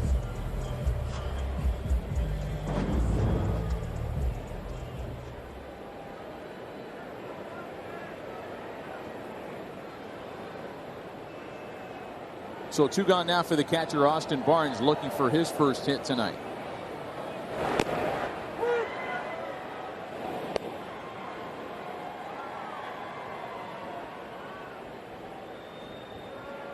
Mike Gallego's nephew. Uncle Mike, good player, coaching just down the road a bit with the Angels this year. Joe Madden's bench coach in Orange County. Dare I say that one of Mike Gallego's most disappointing player episodes came in this ballpark. Game 1 of the 1988 World Series. Well, how about the entire 1988 World Series? Gibson homer. Jack Buck, I can't believe what I just saw. And the underdog Dodgers win in 5. Mike Gallego, one of my heroes, and I'll tell you why. I went to Yankee Stadium as a 16-year-old. 2 of the nicest people I ever met. Don Mattingly was just incredible with me, and Mike Gallego gave me a Rawlings bat that I still have. And I thought he was just the nicest guy in the world. And I would always remind him and thank him for always being so kind to me when I was just a teenager. But just a great guy, great baseball guy, good coach, third base coach now, and a fantastic infield instructor as well.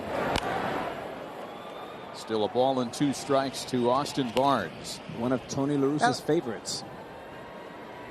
Alex, were you an autograph guy when you would go to ballparks when you were younger? Yeah, I was an autograph guy, and I loved collecting baseball cards. I had all my baseball cards. My mom didn't have a lot of money, but when I got some, I would buy them, and then I would stick them in my box and put them right under my bed. Lux running. Throw down from Contreras. Skips away. And it's a stolen base for Gavin Lux, his 2nd of the year. Buster, did you collect baseball cards? Oh, my gosh. About 25,000. Yeah. Huge collection. And I got the best autograph that I ever got was Carlton Fisk when I was 11 years old, and Willie Davis, the longtime Dodger, because I grew up a Dodger fan. Who was the best autograph you got? 25,000? That wouldn't have fit in my little apartment. That's a lot of cards. Well, I grew up on a 120-acre dairy farm. We had room. I like it. Mine was Hernandez. I had a great Hernandez, and I had a great Darryl Strawberry.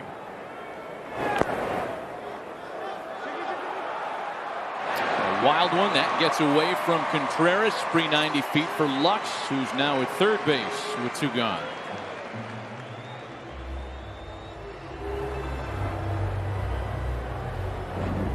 Wild pitch right here.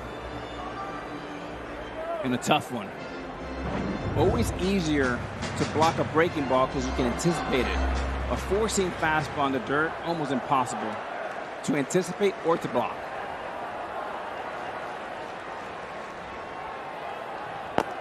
And the 3-2 curveball locks up Barnes. No damage despite the single, the wild pitch, and the stolen base. Still 6-1 LA. Of the baseball summer. This one is toward the moon. I absolutely love this kid. Here he goes. He's your home run derby champion. We got drama. The hometown hero has done it. Home Run Derby, July 12th at 8 Eastern on ESPN. And this year's T-Mobile Home Run Derby, hot take coming, might be the most widely watched in the history of the event. If only for the reason that the world is going to tune in to watch Shohei Ohtani. One of the two confirmed participants. Former Home Run Derby champ Pete Alonso with the Mets. The other, here's a guy that's hit almost 700 of them for real, as Albert Pujols takes over as a defensive replacement at first base.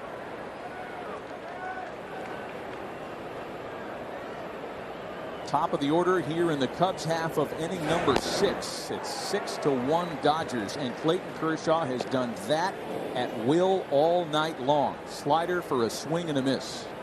And for Kershaw, including postseason, this is 401st Major League start. This could be the first time he strikes out more than 15. He has 11. There's a chance. Conditions are conducive, right? Absolutely. 2014, 2015, he struck out 15 batters. And I expect him to go exclusively to breaking balls and spin with these shadows coming into play.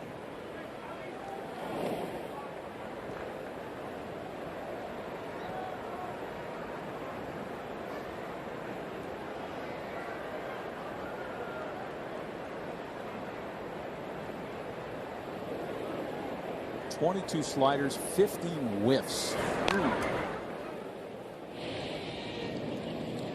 And let's put some bells and whistles on the swings and misses here. The yellow is the slider, 4-seamers in red, and the handful of curveballs in blue. Attacking all 4 quadrants, perfectly placed. 122 strikeouts this year, only 10 on the fastball. So as a hitter, you know what's coming. Spin. On the ground for the shortstop, Lux. Contreras retired.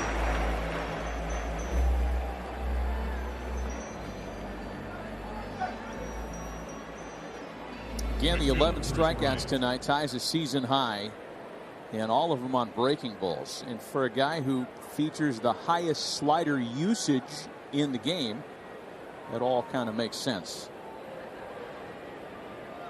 Last pitch was a changeup, and I believe his first one, Matty, of the afternoon. Or the evening, as you said. Here's Bryant now. Off the fists with a lot of English on it, and a tricky play there for Taylor, who stays with it for out number 2. Matt, it's been 6 years since Kershaw threw over 200 innings, and you asked a great question of Dave Roberts before the game about whether or not there might be some moments where they're going to back off Kershaw. It certainly doesn't sound like it, that there are no plans for that to happen. I think Dave Roberts told us in that conversation, Buster, that, you know, he equated it to an auto race where you try to get some of your best cars into the pit at the right time. But given the fact that the Giants are as good as they are and in first place, San Diego's not going to go anywhere.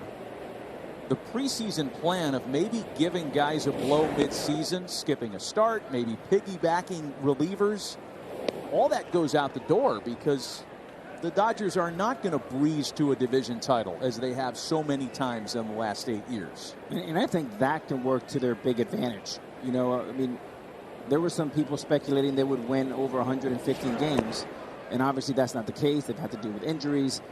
You also have, you know, the aftermath of a World Series. But I think them getting healthy in August, September, and sprinting to the finish line is the best shot they have at repeating this season, not coasting all season. Though they got off to such a flying start, 13-2 out of the gates, and that fueled all the pundit speculation that they could overtake the 0-1 Mariners and win 117, 118 games. Guilty. I was one of those who said it.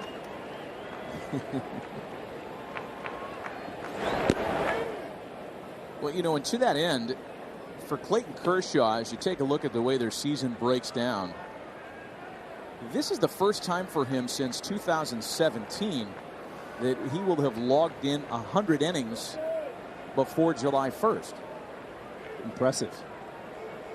Doing that at the age of 33 in his 14th season, and that slider has been filthy tonight. 12 for the 3-time Cy Young Award winner. Well,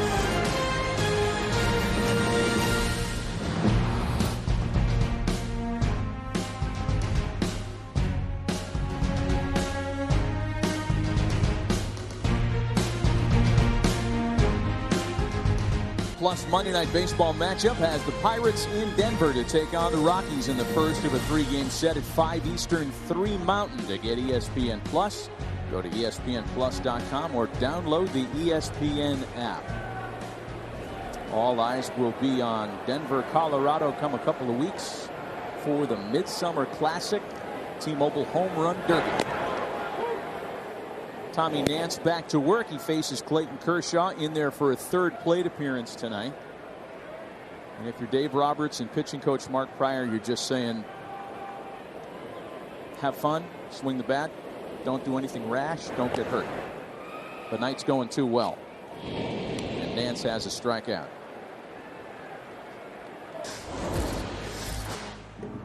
Well, around Major League Baseball these days, the Astros are hot. Oakland's playing well, but the Astros have been even hotter. They've won 21 of their last 27, scoring a bunch of runs. Imagine if Kyle Schwarber was still a Cub.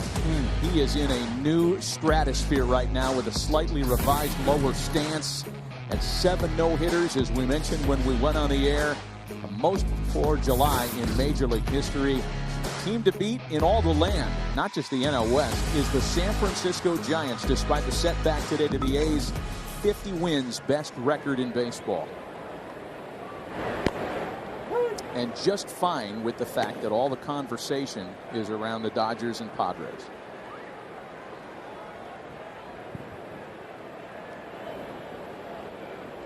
Dodgers and Giants have a lot head-to-head coming up, including a short series that begins tomorrow. 0-1 pitch to Mookie Betts out to right field. Bryant lays out, and it's past him. Betts thinking about 3. Throw to third, not even close.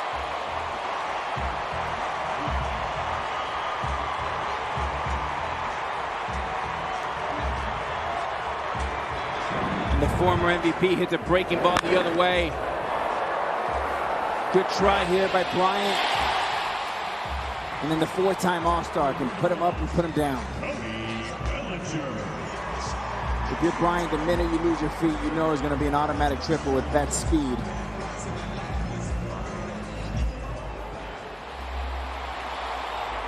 And then watch Mookie run here. And the head first.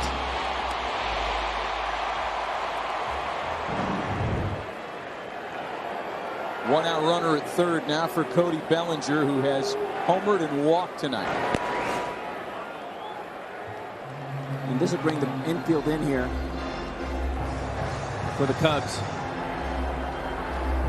If you're Belly, you want to keep doing exactly what you're doing. Get a ball up in the zone. Tough to see breaking ball here, so you want to hit early in the count.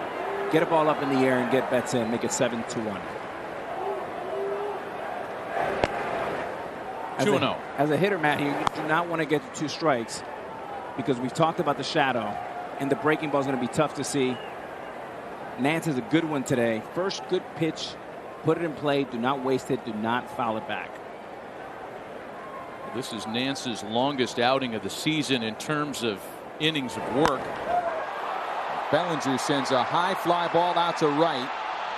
That's going to be more than enough to tag and score Betts. 7-1 Los Angeles on Bellinger's 3rd RBI of the night. Bellinger is so important to this Dodger team, both defensively and offensively. Puts everybody back in their slots. Especially helps Mookie Betts defensively. Put him back where he belongs in right field. And at the plate, people have talked about Betts' struggles. Well, with Bellinger, Betts is going to look a lot more like the MVP that he is.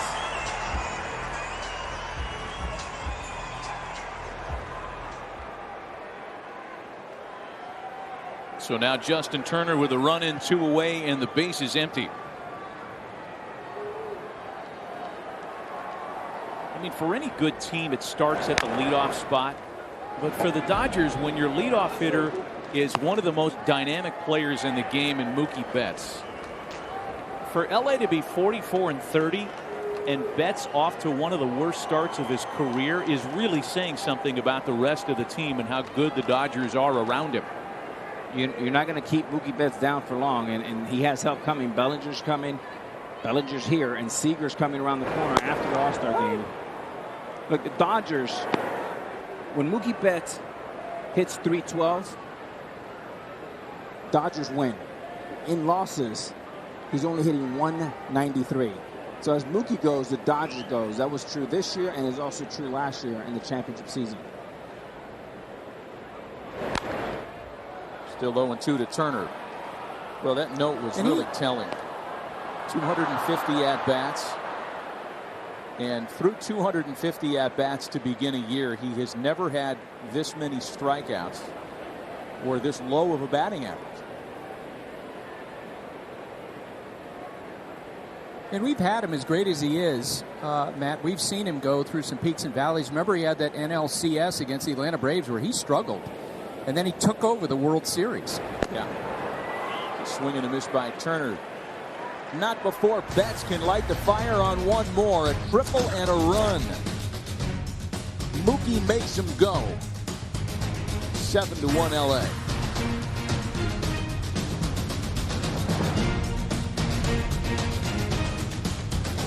Baseball's 2 biggest events of the summer back-to-back. The action begins with the T-Mobile Home Run Derby on ESPN July 12th, 8 Eastern. Then catch baseball's biggest stars at the 91st MLB All-Star Game presented by MasterCard July 13th on Fox. Coverage begins at 7:30 Eastern. Amazing to imagine we're already there. Clayton Kershaw has been to the All-Star Game 8 times. Headed there likely for a 9th. And he's back to work in the 7th. It has been a strong outing for Kershaw. He has upped his season strikeout total to 123. Good for 3rd best in the league. They'll get Baez, Peterson, and Marisnick here in the 7th inning.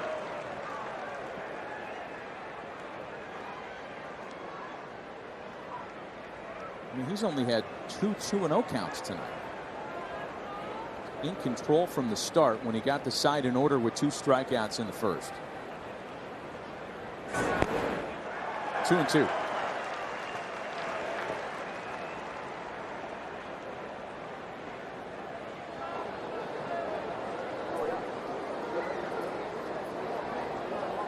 He might not have been too far off of this thing, man. He's got 12 punch-outs.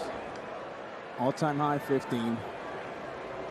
Only 82 pitches.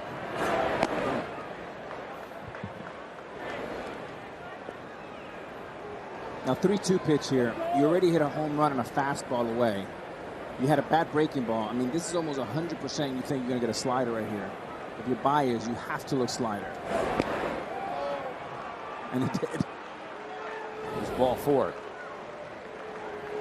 So many similarities between the Dodgers and Cubs since the start of the 2016 season, and it begins on a micro level with MVP players. And both Bryant and Bellinger, MVPs that have won a World Series.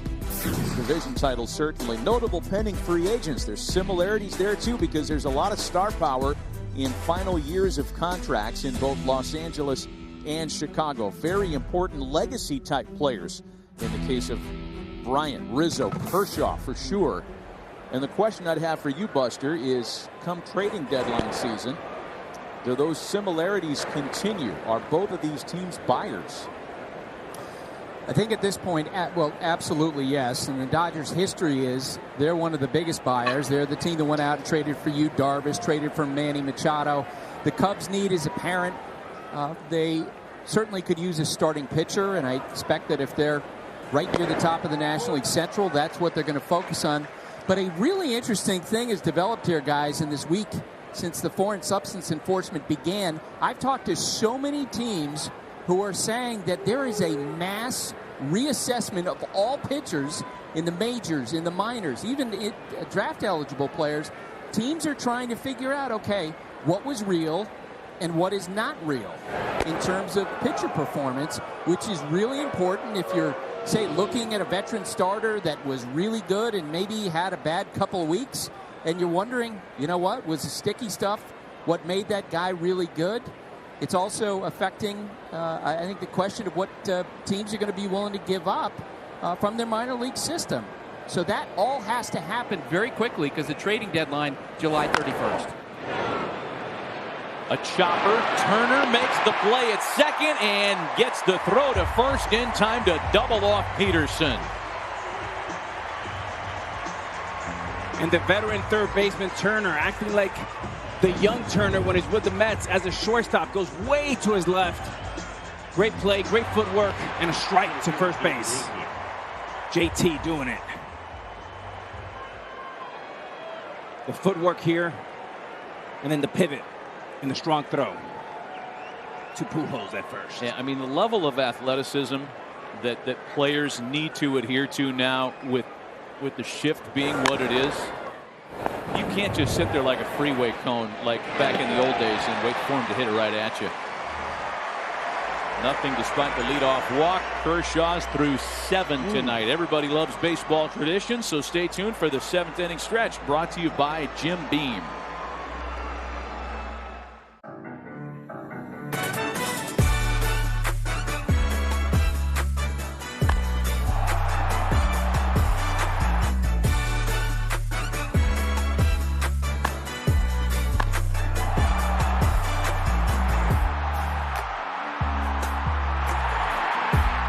Well, the Dodgers are 6 outs away from taking 3 in a row and taking 3 out of 4 in this weekend series with the Cubs. Our Geico game track tonight, and most of the damage for LA came with 2 big swings. A 6-run second inning, Zach McKinstry's first career grand slam, Cody Bellinger's 2-run homer. Bellinger has since added a 3rd RBI by driving in a run in the 6th, and Clayton Kershaw hasn't needed much help with a vintage Kershawian performance tonight. Cubs, on the other hand, had a short start by Adbert Alzolay, 3 from Tommy Nance in relief, and now they turn to left-hander Rex Brothers here in the 7th. Brothers pitched a scoreless 8th yesterday, so appearing in back-to-back games in the series and facing Albert Pujols to lead things off in the home 7th.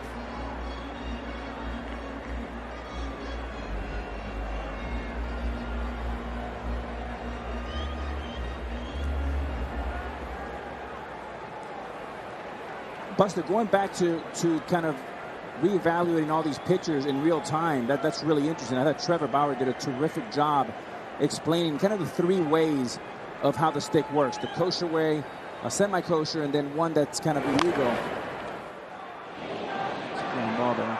Bouncing ball backs up Sogard. Perfect throw, one way. Matty, when you look at, since June 3rd, you look at the numbers, it seems like it's working. The process may have to be kind of tinkered with a little bit, but strikeouts are down, walks are down, hit by pitches are down, offensive numbers are up. All those trends are great for the game of baseball. How we get there, I'm sure they're going to get it right, and I'm tired when people say we got to fix the game of baseball. No, we got to just play with it a little bit, but the game is great.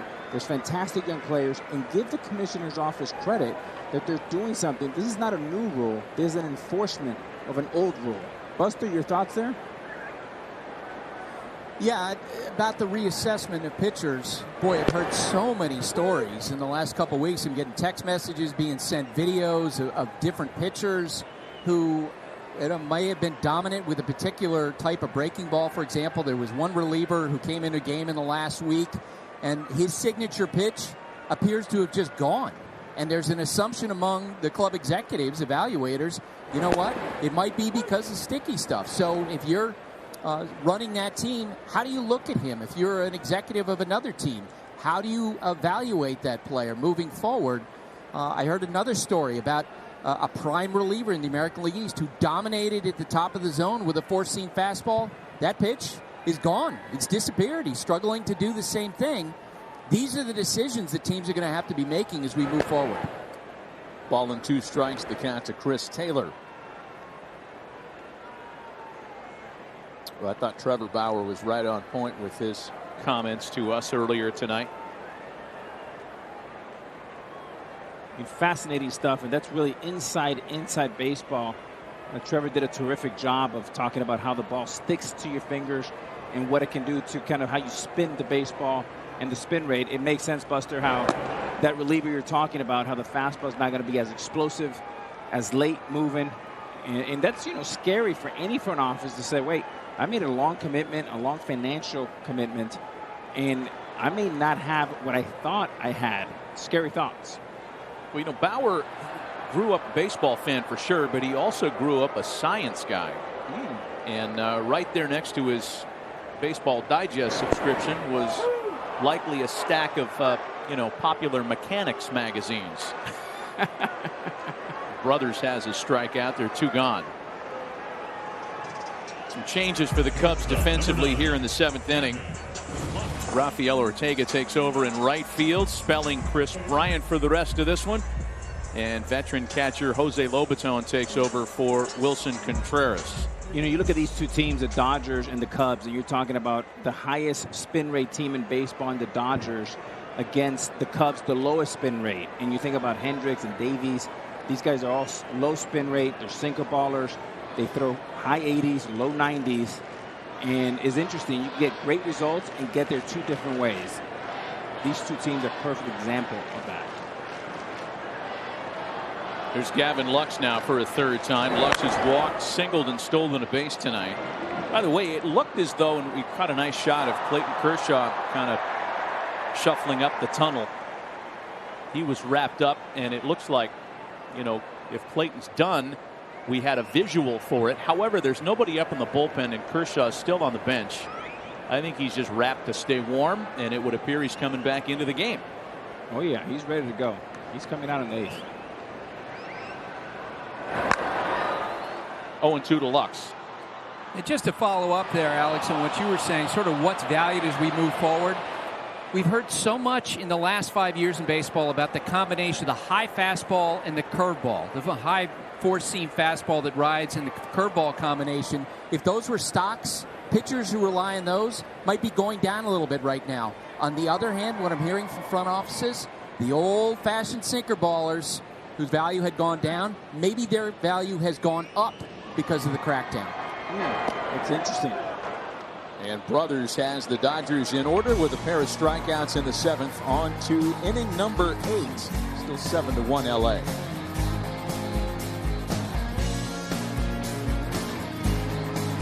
ESPN's telecast of Sunday Night Baseball is presented by Taco Bell. Dodger Stadium circa early 60s. Construction began at this property back in 1959. The LA Angels called this ballpark home for a couple of years. Patrick Wisdom is the first to face Clayton Kershaw back out there for an 8th inning tonight. I love those old photos of the ballpark. From high above in the center bills. I mean, it's just so picturesque. When this place was built and they started construction here in 1959, here's a nugget for you. Here's one that you won't find on the internet. Give it to me. So they're digging up the area, right? The Chavez Ravine. And there were homes here that had to be moved. And they're loading homes on the backs of flatbed trailers out there past center field. You can see some of the early excavation out there. There, as the story goes, there was a studio executive from Universal Studios driving by one fateful afternoon as these homes are being taken out of the area for the ballpark. And he said, and I'm paraphrasing, of course, what are you going to do with those houses? Well, push comes to shove. About a dozen of those homes are loaded on the back of a flatbed truck and driven up to Universal Studios, which is less than a half an hour away from here, and loaded onto a street on the Universal backlot that came to be known as Industrial Street. One of those homes was where Boo Radley lived, the Robert Duvall character, in To Kill a Mockingbird. And those homes have appeared in countless films and television shows ever since. And they used to be real homes that existed here in this part of Los Angeles. As Kershaw has strikeout number 13 tonight. I love that. What a great story, man. Man, that's a great story. You've been reading and writing this week. No, that is courtesy of the Universal Studios Tour Guide Manual circa 1987. I love it. I still have mine. There's a ball slashed into the opposite field. And a base hit for Eric Sogard with one away. Yeah, I didn't think we'd have any Boo Radley references during the course of tonight's game. Yeah, if you had over under a half a Boo Radley reference, you would have hit the over. Wait, Matt, did I hear that right? You're a tour guide? Yes. Wow. Yes. Love it. I might have had you on my tram one day, Alex, without even knowing. You ever take the tour up there? I couldn't afford a tour. Psycho House, King Kong, Earthquake. None of the above for me. Munster's house. It's all right there. Great story.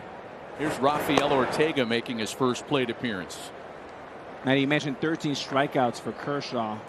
Career high 15, 2 away, 97 pitches.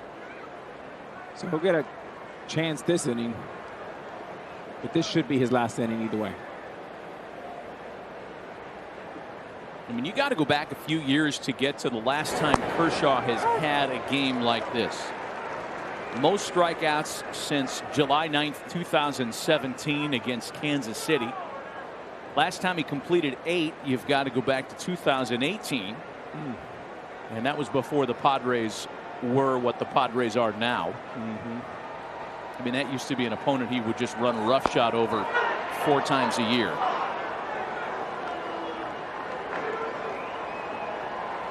Next pitch will be his 100th of the game. And 22 swing and misses on sliders. Dave Roberts told us earlier that Victor Gonzalez would likely get some work tonight. Ortega slugs the ball into center field. Bellinger has it for out number 2.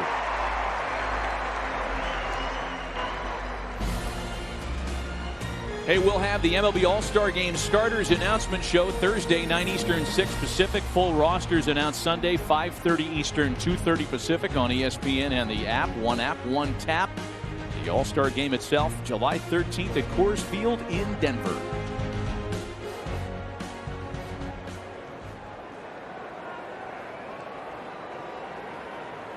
Clayton Kershaw going over the 100 pitch mark for the 4th time in his 17 starts this year. And on pitch 101, a ground ball that will retire the side. It is all about number 22 tonight. 7-1 LA.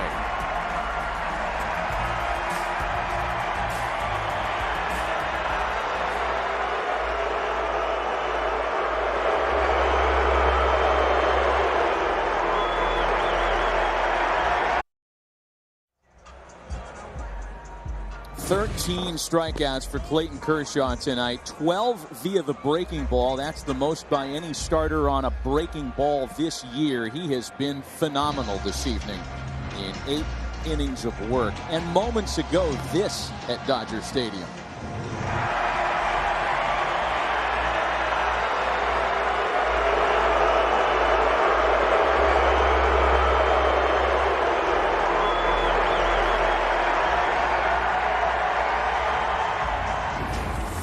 Yeah, the crowd here at Dodger Stadium booing the umpires for that foreign substance check. And, Matt, as I was watching that, I was thinking, read the room. His night is probably over. He's getting the big cheer after this phenomenal performance. The Cubs have pulled their starters out. They've essentially waved the white flag. Just let him go to the dugout and get the cheers. Yeah, I can't say that I disagree. Rex Brothers and you know continues. I thought these umpires did a good job. I've heard this from veteran baseball people during the week as these checks began.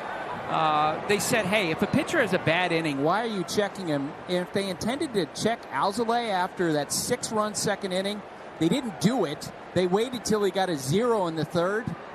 I thought that was a good way of handling this, but that one, a little tone deaf. Well, I mean, they're in a tough spot, without a question. I mean, they're being put on the spot to be the enforcers, the secret police, whatever you want to call them. Nothing secretive about it, I guess. But everybody's feeling their way through this in the initial stages of this new policy, including the umpires. Ball and 2 strikes. Nothing starts perfect, right? I mean, I think give them credit for what they're doing. It looks like it's working. The numbers say so far, even though it's a small sample. And maybe by the time September, October, or even next season, you can have designated, people in each dugout and doing it, not in front of everyone, so it can be a big show, but you get the effect. Well, we've seen pitchers handle it differently, and Kershaw handled it with class as always, smiling his way through it as McKinstry strikes out.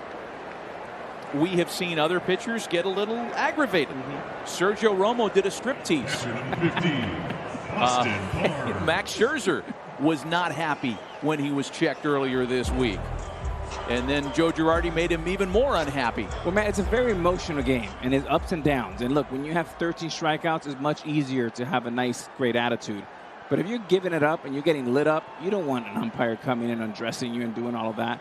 So I think, again, credit, but again, I think it will be fixed and things will get better as it progresses. A ball and no strikes. The count to Austin Barnes. Yeah, when Romo had the demonstrative response, it was after he had allowed, a home run in an inning, and it was kind of an ugly, they're like checking him for a competitive advantage, which didn't work for him, apparently. Right. Phil Bickford's up in the L.A. bullpen. He pitched yesterday. Barnes sends a fly ball out to right. Ortega saying he's got it, and he does. Let's go back to some of the different reactions that pitchers have had over the check, quote unquote, and this is Sergio Romo. Cue up the saxophone and the drum beat. Pulling a Steve Lyons.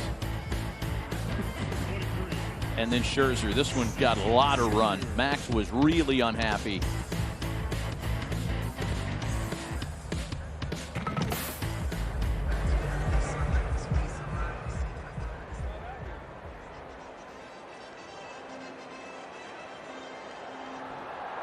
Two gone for the pinch hitter, Steven Souza Jr. But by the way, I've not asked you about this. I'll put you on the spot and do it. Talk to me. That whole episode, Joe Girardi asking for the check on Scherzer, Scherzer not liking it, they exchange words. What was your take on that? You know both of those guys pretty well. From my understanding, going back and looking at the replay, I think Girardi and Kevin Long were going at it, which were my manager in the 2009 championship. And Kevin Long was our hitting coach. So Joe and Kevin Long, K-Long, have history. And it's my understanding it wasn't about Scherzer. It was about the old, former coaching staff mates that were going at it. Really? Yeah. And you can read Joe Girardi's lips. Come on, K-Long, if you want some. Now, Joe Girardi's a big CrossFit guy. I would have messed with Joe Girardi. He was pretty upset. That's interesting. Yeah. A ball and a strike to count to Souza. Well, everybody has weighed in with an opinion on that. Some people thinking, what Joe did was completely acceptable, and they categorize it as gamesmanship. You try to rattle a guy.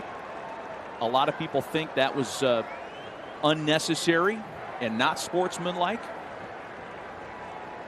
A very wide range of opinions on an episode that got a lot of run during the week. Clayton Kershaw, for his part, weighed in with his thoughts.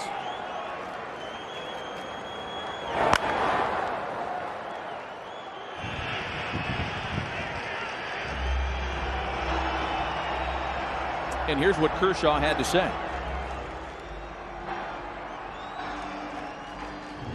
I think there should be a punishment if they don't catch anything on the guy, because I think that Scherzer, he's one of the best pitchers of our generation. And to see him get checked, and I think it was first and third situation or guys on base and mess up his rhythm. I think he ended up getting out of it, but you better find something if you're going to call him out like that. So maybe there should be like a punishment if a manager checks a guy and there isn't anything or something like that. Intriguing thoughts. Everybody has their take. The new landscape. It's still 7-1 LA. Back in the ballpark for the Subway Series, Mets-Yankees. Francisco Lindor has turned into, well, Francisco Lindor. And the Yanks, they've got some things to straighten out, but always a fun rivalry for sure. The Battle of the Big Apple a week from tonight. Big crowd in LA tonight for sure. 46,315 sold out. Steven Souza is the new left fielder for Los Angeles. He stays in the game. Ian Happ will pinch hit to lead things off against a new pitcher for Los Angeles as Phil Bickford takes over.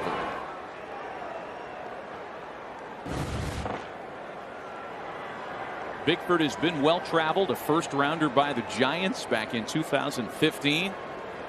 Made his major league debut with the Brewers last year, claimed by the Dodgers in early May, and he has been a big time contributor.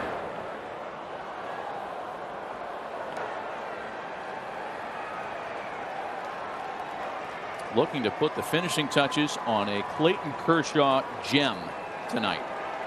I mean, 101 pitches, 49 sliders, 13 strikeouts, the complete package for the 33-year-old former MVP.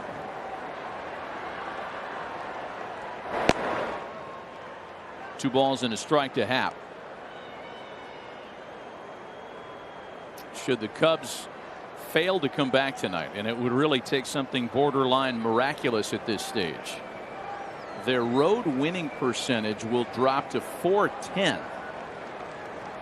and that would give them a sizable gap between a very good home winning percentage and a road winning percentage at .410. As we mentioned, the difference will be over 250 points, one of the largest in baseball. And the Cubs right now are in the middle of a 10-game road trip that has 3 left in Milwaukee and 3 in Cincinnati.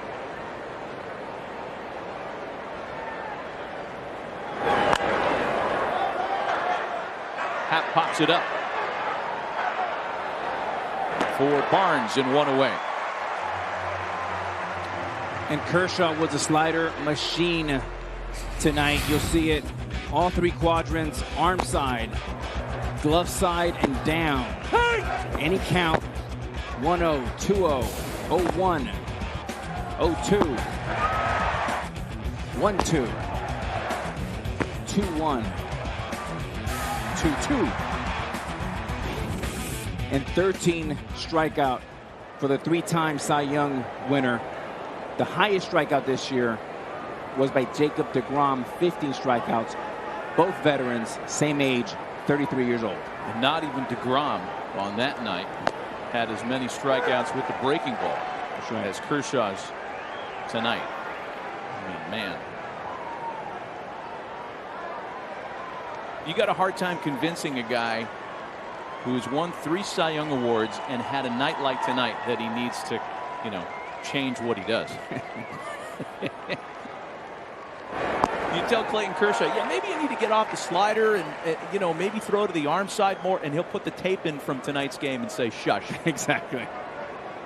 I only counted a handful of curveballs, a couple strikeouts on them. I counted 2 or 3 changeups max. But tonight it was all about the sliders. 101 pitches, 49 sliders. 0-2 the count to Sergio Alcantara. And he goes around. Hey, SportsCenter is coming up next with John Anderson and Kevin Connors. Post-game reaction from Los Angeles, plus the first ejection for a grip-enhancing substance. We talked about that earlier tonight. And Game 3 turning point of the Eastern Conference Finals in the NBA. That's SportsCenter next right here on ESPN and on the ESPN app.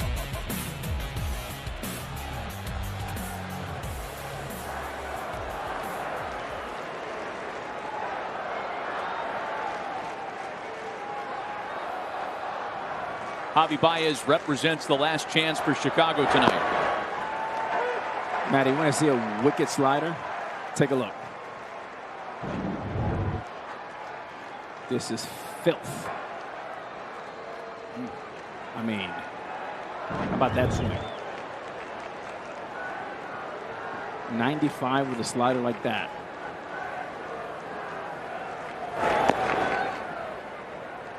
A ball and a strike to count to Baez.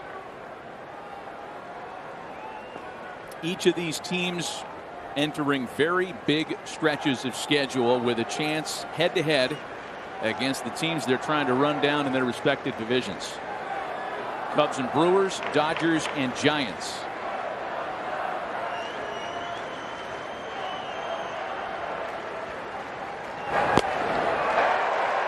Baez tonight with a home run, a walk, and a strikeout. His 9th walk, 102 strikeouts.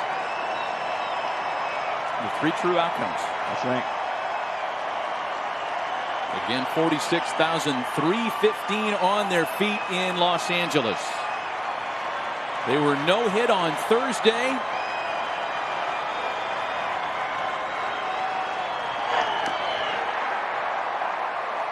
Wins on Friday and Saturday night. Well, yesterday's a little bit more dramatic than tonight's 6-run cushion with 2 out in the 9th. Bellinger winning it with a walk-off homer. Giants were losers today. Dodgers picking up a full game just as soon as this final piece of business is in the books.